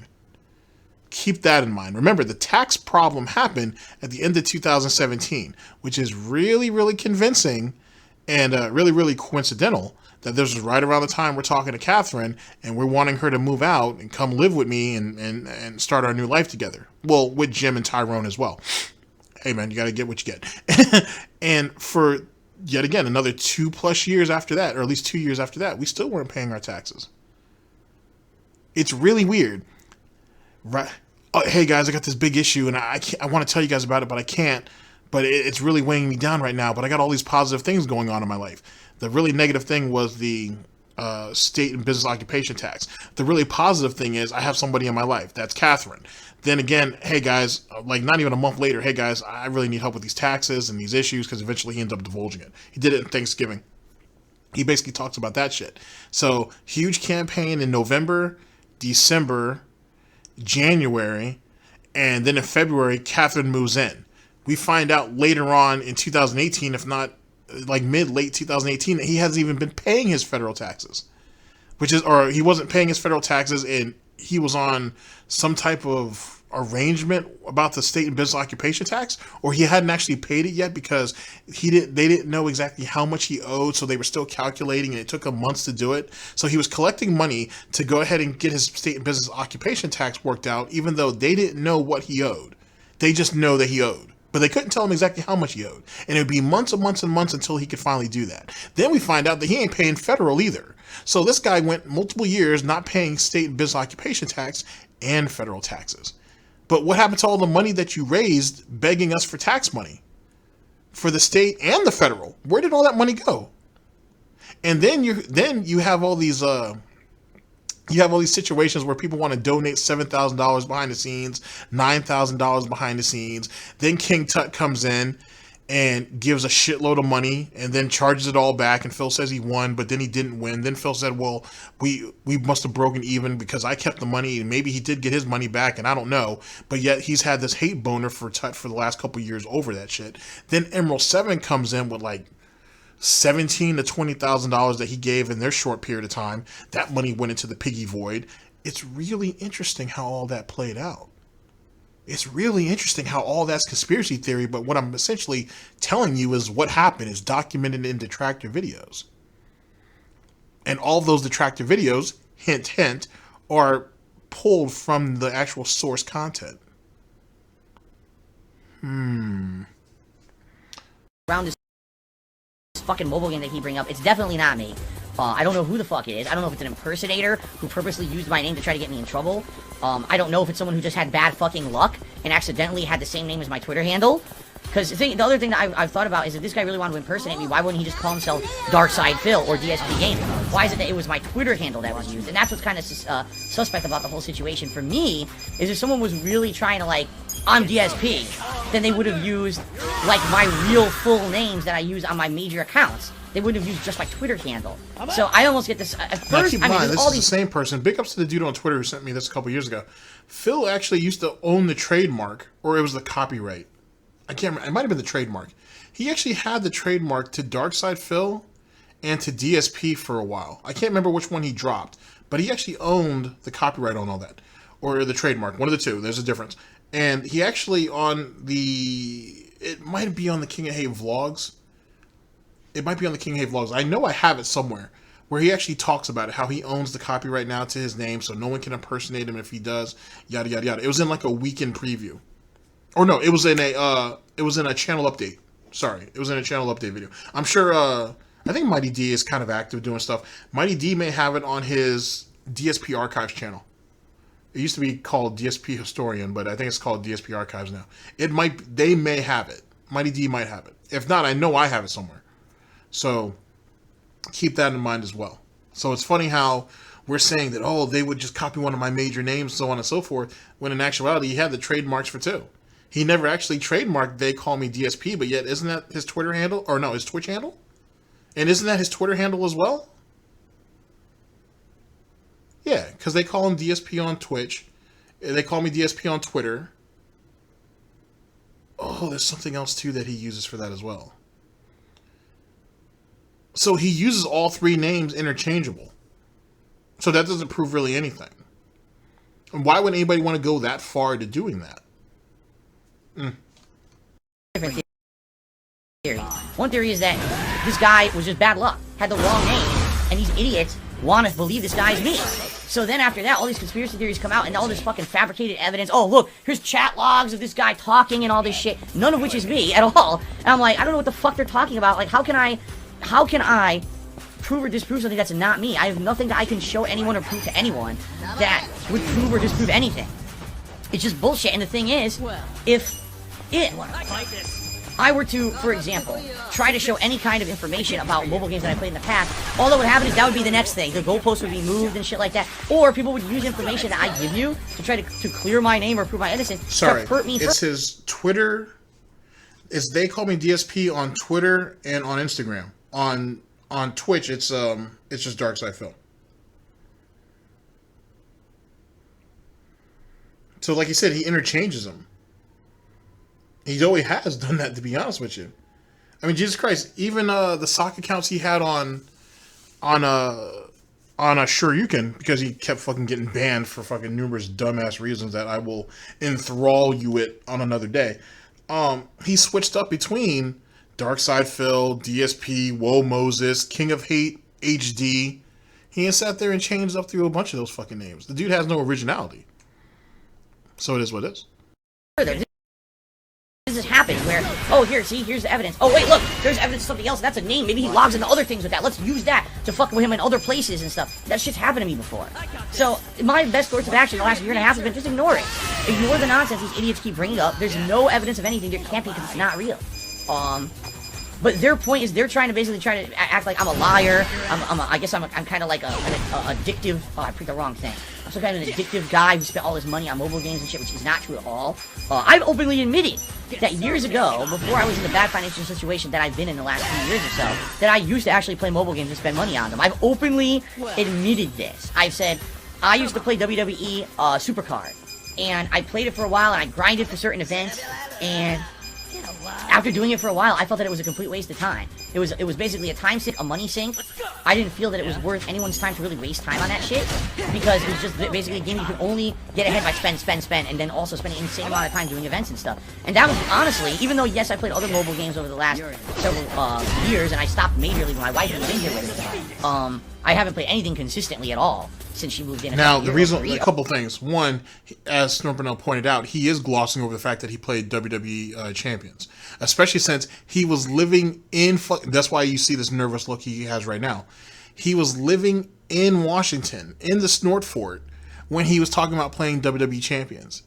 That was a mobile game that plays like Candy Crush, and people were even. I think he was actually talking about if he could figure out a way to somehow have a capture device linked to his phone that he would actually make tutorials on it. In the same way he tried to do tutorials on Hearthstone, which he dropped a bunch of money on. Matter of fact, even in that one, I know I've talked about that one at some point, but actually I think I did that in my gotcha addiction video, to be honest. Anyway, what it ended up happening in that one was he basically said, yeah, I was really heavily into mobile games at that time, and when he stopped playing it for a little while, he had all these credits on Apple Store. He had a bunch of Apple Store credits. So he just went ahead and diverted the money that was in those accounts over to Hearthstone and over to other stuff, which feeds into it feeds into my theory that that's how he's actually funding WWE champions. And because what he divulged in the 341 call for the bankruptcy, that hey, I do buy microtransactions for games, he can use that as his shield. Oh my god. 3 years ago. I'm kind of like, yeah, she moved in 2018. Damn, it's been 3 years since my wife moved in with me. Time fucking flies, man. And then he's still lying because, and that's why you see this fucking retarded fucking arm up there. He's still lying because when they made that trip, that same trip that we went to, that we were going to go and see our sick and dying parents, and we weren't going to get married because we couldn't afford it, but then we ended up going and getting married for whatever reason. He sat there and spent like $40 to $80 on data plans on the plane so him and Catherine could play mobile games. Mobile games that was already installed onto their phones and they were already playing. They could have spent that time speaking to each other. They could have spent that time doing something else. No, they both needed to have data plans to play mobile games. So you're telling me that they just came up with that idea, and then because remember, he placed the order for both of those plans online. He did that before they even got to the airport. So you're telling me that neither one of these guys had any mobile games on their phones or nothing that they were playing, super regular, but hey, now that we're taking this flight, well, might as well get back into mobile games again. It's time to relapse. It's time to go ahead and fall off the wagon. Really? Really? Okay.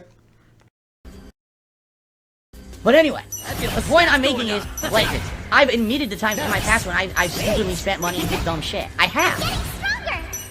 So it's what they do is they take that and they say, so how can we make more drama about DSP today, right? How can we make him look bad? How can we do something? And that's it. Well, let's take that nugget of truth that he offered up publicly to everyone, and let's turn it into something it's not. Let's make it that, he's this compulsive guy who blows all his money on this shit, and let's make it so that he lied to all his viewers, he lied to the bankruptcy court, he lied to everyone, even though, again, this is what I keep telling everyone, alright? The ultimate proof that all of this is a lie is very simple, alright? Last year I was granted bankruptcy to the bankruptcy court.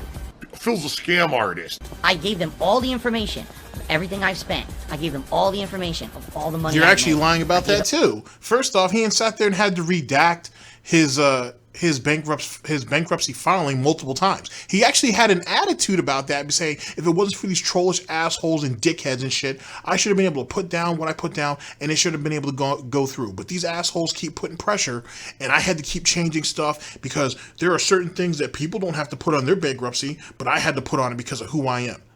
Well, if you were being completely, totally honest, and divulging everything, then why the fuck did you have to redact so much shit? On top of that, and this was one of the points that was made in the 341 call towards the end, when that dude from Citibank, allegedly from Citibank, whatever, came through. Despite what you think of that circumstance, there was a lot of great information that came out of it. He can't actually divulge what information, he can't actually divulge flush. Let's reword that, sorry. He wasn't able to flush out what his monthly expenses were. He couldn't itemize it, right? He gave it a rough once over, if you will, because, you know, Phil's all about his wax on, wax off, mainly just a lot of waxing off. But he couldn't actually break down how everything worked out. He really couldn't. A lot of what he said, actually, if you really listen to that 341 call, oh, I don't have it all in front of me right now. Oh, I'm not really quite sure. Oh, I'm going to give you a roundabout this. I'm going to give you a roundabout that. He didn't actually give them any specifics on anything. Perfect example. When you think about, oh, well, how much do you make a month from Twitch? How much do you make a month from YouTube? Oh, it might be around about 2,000 to 3,000. And YouTube, it might be about 1,000. And then this here, just enough to make it look like it's, you know, about 5,000 a month. It was just enough to fall into that window. It never exceeded that. It never went past that, despite the fact that you go on Kiwi Farms, you go on Detractor Twitter, you have people who have gone through the diligence to actually track all of his tips, all the cheers, and all the gifted subs, and it far exceeds all that. That's how you know these people at the bankruptcy court didn't go through everything with a fine-tooth comb, because there's all kinds of glaring issues on there. On top of that, why the fuck didn't Nancy have anything to say about only seeing 6 months of income up there? Which didn't make any sense either. And then it's funny how he's like, oh, there wasn't any discrepancies, there wasn't any issues, they're all lying. Well, when that second PayPal account came up, she was like, I want 6 months from both of them. And Jordan and Phil's attorney was almost in a scramble, like, oh, 6 months from both of them? Yeah, I normally wouldn't ask for that, but I'll take it. Make that happen. Pony that up. And it's funny, too, because that second PayPal account only popped up when people on Kiwi Farms called him out for it. Then all of a sudden, because on the original documentation, there was only that one account. And then all of a sudden, the second one mysteriously popped up. After people on Kiwi Farms and Detractor Twitter called his ass out on it and was laughing about it. Then all of a sudden, he made that change. He made that adjustment. Just like putting Jasper up there. Hey, do you have any pets or anything? No. Oh, really? What about Jasper? Okay, I have a cat. Oh, hey, do you have any electronics or anything? No. Really? You don't have a TV downstairs? What are you playing? How do you run your business? What are you playing your video games and stuff on? Oh, well, the value of all of that doesn't exceed, I don't know, I'm going to throw a random number out there. The amount of electronics I have doesn't exceed $1,000. And completely downgraded and downplayed the value of everything he owns. According to his bankruptcy document, he owns nothing almost. He's in outright poverty. Outright poverty, but yet he has $130,000 plus in debt and unsecured debt. We're not talking about mortgage payments and stuff, ladies and gentlemen. We're talking about credit cards. Also, another fun fact, and then we'll move on. Actually, give me a second. Okay, I'm back. And then another fun fact was, I've only been gone for a couple minutes. For you guys, it only felt like a few seconds, but I've only gone for a couple minutes. Oh, fuck. What was it? It doesn't matter. It'll come back to me. It'll come back to me. He owns nothing. He has nothing to show for. Oh, that's what it was. When you look at the credit cards on his bankruptcy, right? And you look at, and there's a section there saying when was the debt occurred, or was it let's reword that. When did he incur the debt, or when did he accrue the debt? You know what I'm saying? What year did that happen? All of that was left blank. He purposely left all of that blank. He didn't want to divulge any of that. And either it's because it's old debt, or it's debt that he went ahead and racked up over a really short amount of time, and he didn't want to get called out for it. So that's really, really interesting in its own right. So there's a bunch of fucking problems. Now, granted, I'm an asshole, I nitpick, it is what it is. But there's a lot of fucking problems in that whole bankruptcy nonsense. And clearly, if a fucking idiot like me can sit there and point that shit out, then obviously something wasn't done on their end that they were just like, yo, we don't have time for this, let's just push this shit through. You know what I'm saying? Let's just make it happen. Because if the pandemic wasn't happening and everything was running as normal, there would be a bit more, they would critique it a little bit more. There'd be a little bit more credence to all this. That didn't happen. That didn't happen. So you saying, oh, I was granted it, I win, then so be it. I mean, no one can change that. That's what happened. But you can't say because of the circumstances that we're all in, that right there wasn't a factor. You weren't being honest. And we all know that. We can prove that. All to them, and they asked me a ridiculous amount of questions about every piece of it, because when that was going on, these same people, these same insane conspiracy theorists who swear there's going to be a smoking gun someday somewhere that's going to prove everything that they've fabricated about me, okay, they contacted the bankruptcy court and lied and gave them a ton of fake suppositions and fake circumstantial evidence about all of this. The same shit right now that people still are talking about right now in the stream chat was gone over with a fine-tooth comb by a fucking bankruptcy court. And at the end of the day, the bankruptcy court determined it was bullshit. And I was granted my bankruptcy. It's not real. It's not real. It's... How can you even just... Oh, and you want to know their justification for this, which is absolutely hilarious. Well... Wait. Okay, think about what he's just saying. It's not real. I was granted this. I win. Fair enough. If he wants to go by that logic, let's go by that logic. Let's play. I'm up for that. If that's the case... then the scumbag, asshole, piece of shit manipulator, fucking habitual user and liar that you are, that John and Howard, two people, went ahead and co-signed to saying that's what you were, that means they win, right?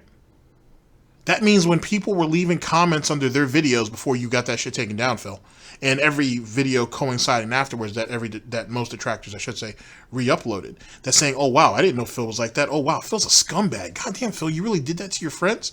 That means they were right? Because, I mean, you said something, they said something else, and you spent years upon years trying to debunk all that or saying it's not true and saying this, that, and the third, and yet the status quo still remains. Right? If you want to play it like that, then that's the way we can go about this. Right? John and Howard were telling the truth. You're a lying scumbag, and that's the reason why neither one of these guys want anything to do with you. Right? That's the thing, right? Oh, hey, Phil, why don't you go ahead and reach out to John and talk this out with him? Oh, I don't have to talk to John, because if John wants to talk to me, I have the same number. My number hasn't changed. What the fuck do I need to reach out to him for? He needs to reach out to me. You know what? That's a damn good point, Phil. You do have the same number. John can reach out to you if he needs to. See, there's a problem, though, with that, Philly boy.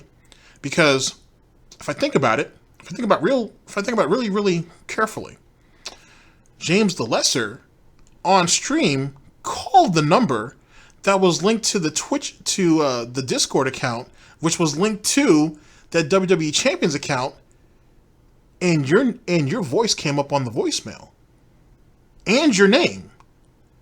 Well, see, that's weird, because why would someone go through some incredible gay troll ops to sit there and have an account named after you, link your phone number to it, and copy your voicemail with your voice on it, saying your name? Why would someone go through all that trouble just to troll? And especially when that's the same public number that you've had for a number of years. The same number that John and Howard, if they wanted to reach out to you to fulfill your apology fantasy / fetish, they would use to get a hold of you. Well, that's weird. That was just a coincidence, ladies and gentlemen. That's all that was. It wasn't like I brought that point up to go ahead and go into this other point to only bring everything full circle that it's actually his account. I wouldn't do that. I'm a brain dead idiot. I'm not smart for that. I'm not smart enough for that, I should say. It's not that case at all. At all. Big ups to James Lesser. They do. Yes, that's right. The judge is involved, the people investigating the case involved, my bankruptcy lawyer, everyone who does that professionally for a living, right? This is what they do for a living. They would lose their jobs, lose their reputability, lose everything. All right? You mean like you?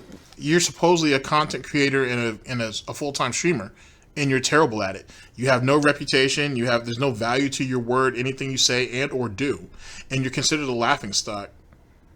So them letting a couple of people fall through the cracks doesn't really hurt them in the grand scheme of things, to be honest with you. You do realize that, right, Phil? Just like how people were willing to people still do it, how people were willing to overlook shit that you did for a number of years until it compiled and it came back on them.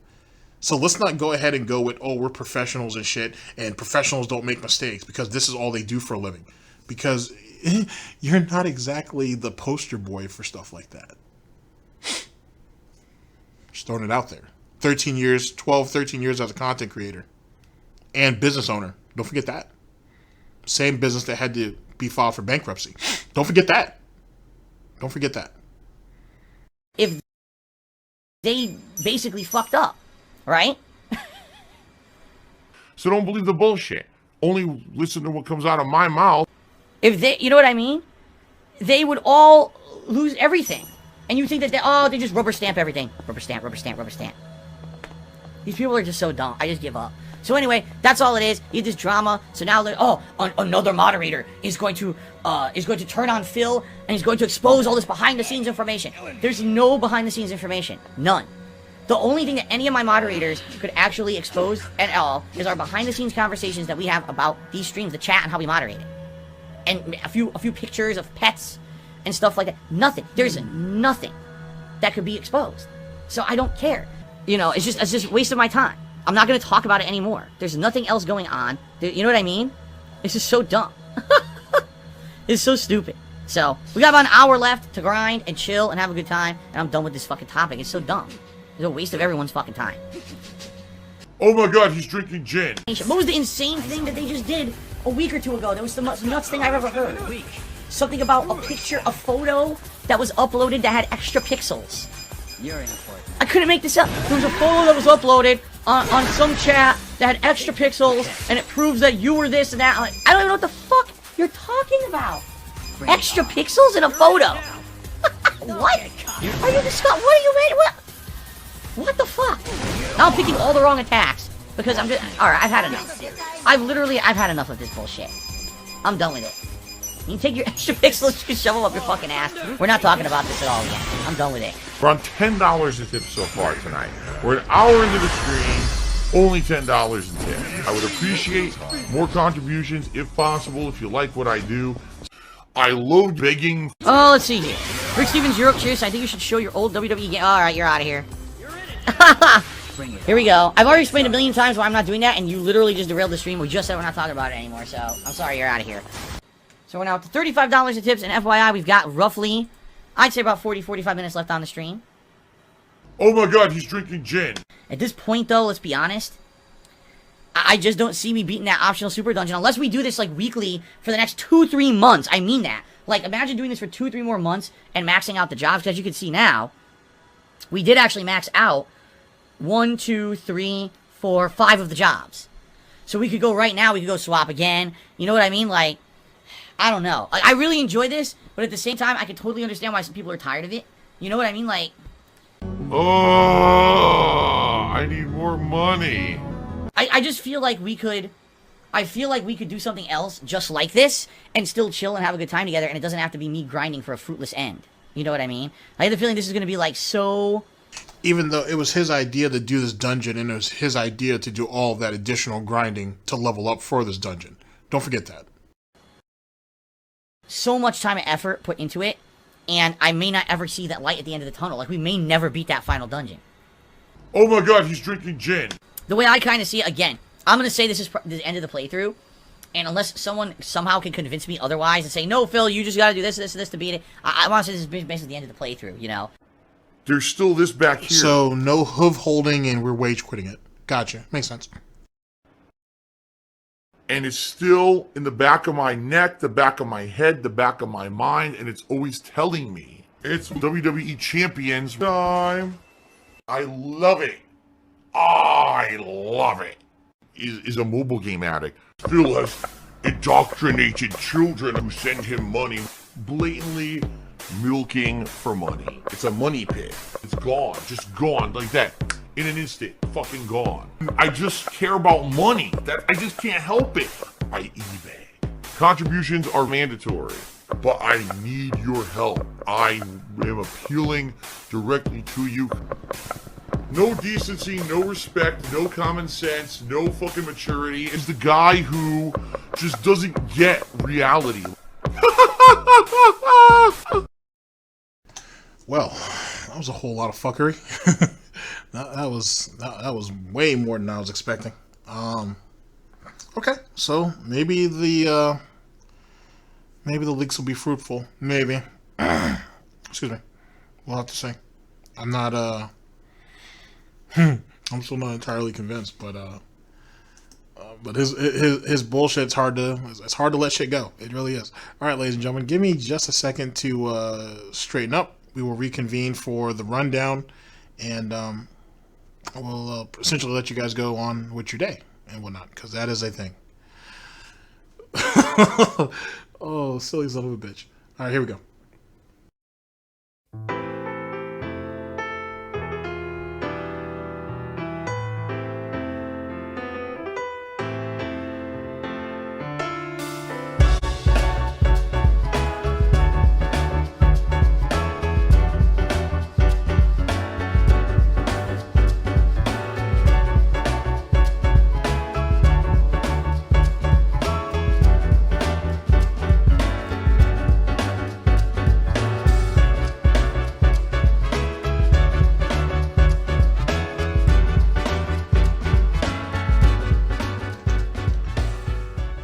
Ladies and gentlemen, welcome to the rundown and or final thoughts, also known as the breakdown.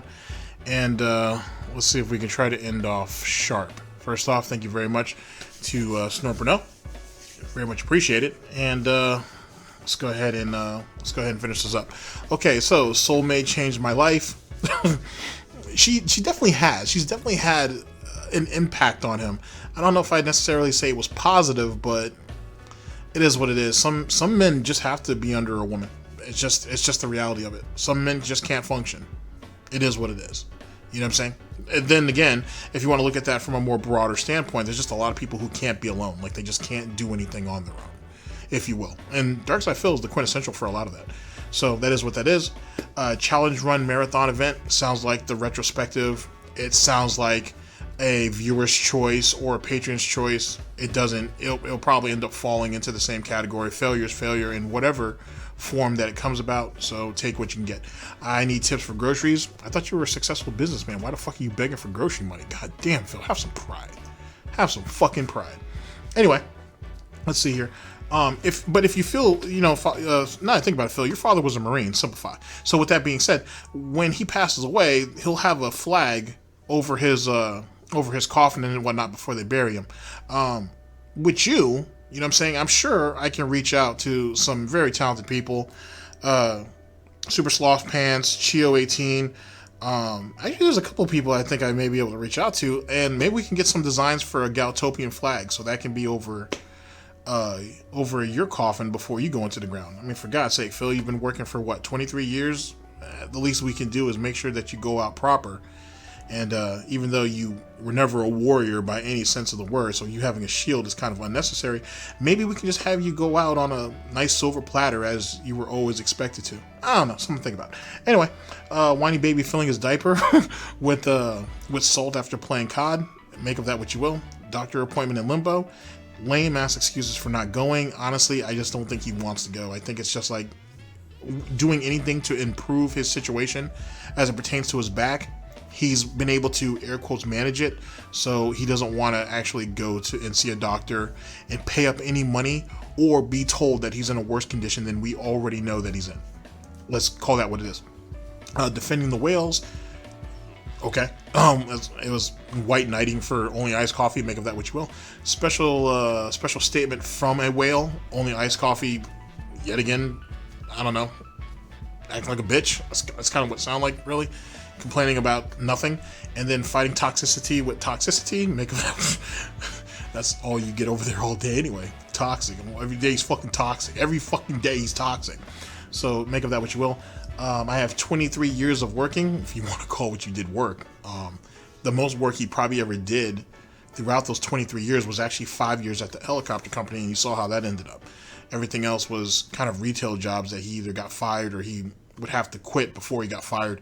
And then that situation at the bank where he was probably perfectly fine, but he was too busy worrying about what other people did and got himself essentially canned. A tragedy, maybe. I don't know. Make of that what you will. It is likely that in 10 years I will stop being a gamer. You're not really a gamer now, so that doesn't mean anything upon anything. $288 in tips. That's going to go into the black hole, which is known as Darkside Phil's finances, so that doesn't really matter, or into the pockets of Scopy, which is WWE champions. So make of that what you will. Everything about WWE champions is a lie, but I can't prove it. Then your word means nothing. You're not debunking jack shit. If you're not willing to divulge evidence, and all you have is your word to stand on, and your word means nothing, it's crumbled underneath you plenty of times, then what point are you trying to make? And goodbye to Yakuza or Yakuza 7. Granted, he's the one who sat there and tried to drag that shit out and ended up failing for the very reason why he was dragging it out. We've come full circle when it comes to failure. It works out, I think. At the end of the day, ladies and gentlemen, he'll always have to fight. Darkside Phil will always fight a detractor. It doesn't matter who the detractor is, honestly, but he'll always have to fight a detractor. And I don't mean physically. No one's trying to take it there, and he'd lose either which way. But he's always going to have to fight a detractor because his word doesn't mean anything. And as long as he has to fight a detractor on something, there will always be a troll or a hater around to cheer that shit on and to pry at him to only bring out more of the gold dust. And then you're going to get some idiot who's going to critique that shit all the fucking hell to only continue to push the narrative. That's how the circle works. End story. He could try to tell the truth, but even if he did right now, it'd still be it'd be scrutinized. He'd always be He would always be scrutinized even if he tried to tell the truth. It just doesn't mean anything anymore. You know what I'm saying? Like, his word just doesn't hold any value. And he knows that, and he's mad about it. He's upset. Perfect example. During one of the broadcasts where we went over him talking about the DSP Cult Leader channel, he said, and I quote, "Years ago, people used to look at him, laugh at him, ridicule him, go over there and thumbs down the channel, and no one even paid any attention. But then years and years later, because of that channel, right, now when someone puts out something on me, they instantly believe it, and they cheer it, and they laugh about it and everything, and I can't do anything. No one gives me the benefit of the doubt anymore. No one believes me anymore." Well, yeah, that's kind of how it happens, to be honest with you. You were able to stamp it out early on without having to basically prove anything.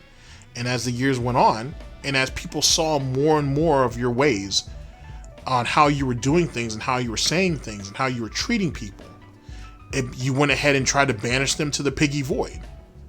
And so after a while, people started looking at you sideways. People started being like, well, maybe some of the stuff that's said about you is true. You're not doing anything to dispel it. You just want it to go away. You're not trying to have a conversation. You're not trying to prove a point. And so it ended up collapsing. It ended up collapsing on you, to be honest with you, which is fitting in more ways than one. Ladies and gentlemen, thank you very much for listening in. Sorry, it's been a long one. Thank you very much for listening in. I very much appreciate it. And I will see you guys for the next one, whenever that may be, hopefully sooner than later. Ladies and gentlemen, excuse me. This is the Snort Report. This is DSP News. Always late, never breaking. Unreliable coverage that you can't count on. Oh yes, a GTG Networking Productions for the Snort Report and Tim Snortons. I've been your host / anchor GTG, and I'm signing off. Take care of yourselves, guys. End of broadcast. Wow. How do you move like that, Phil? How? Just how?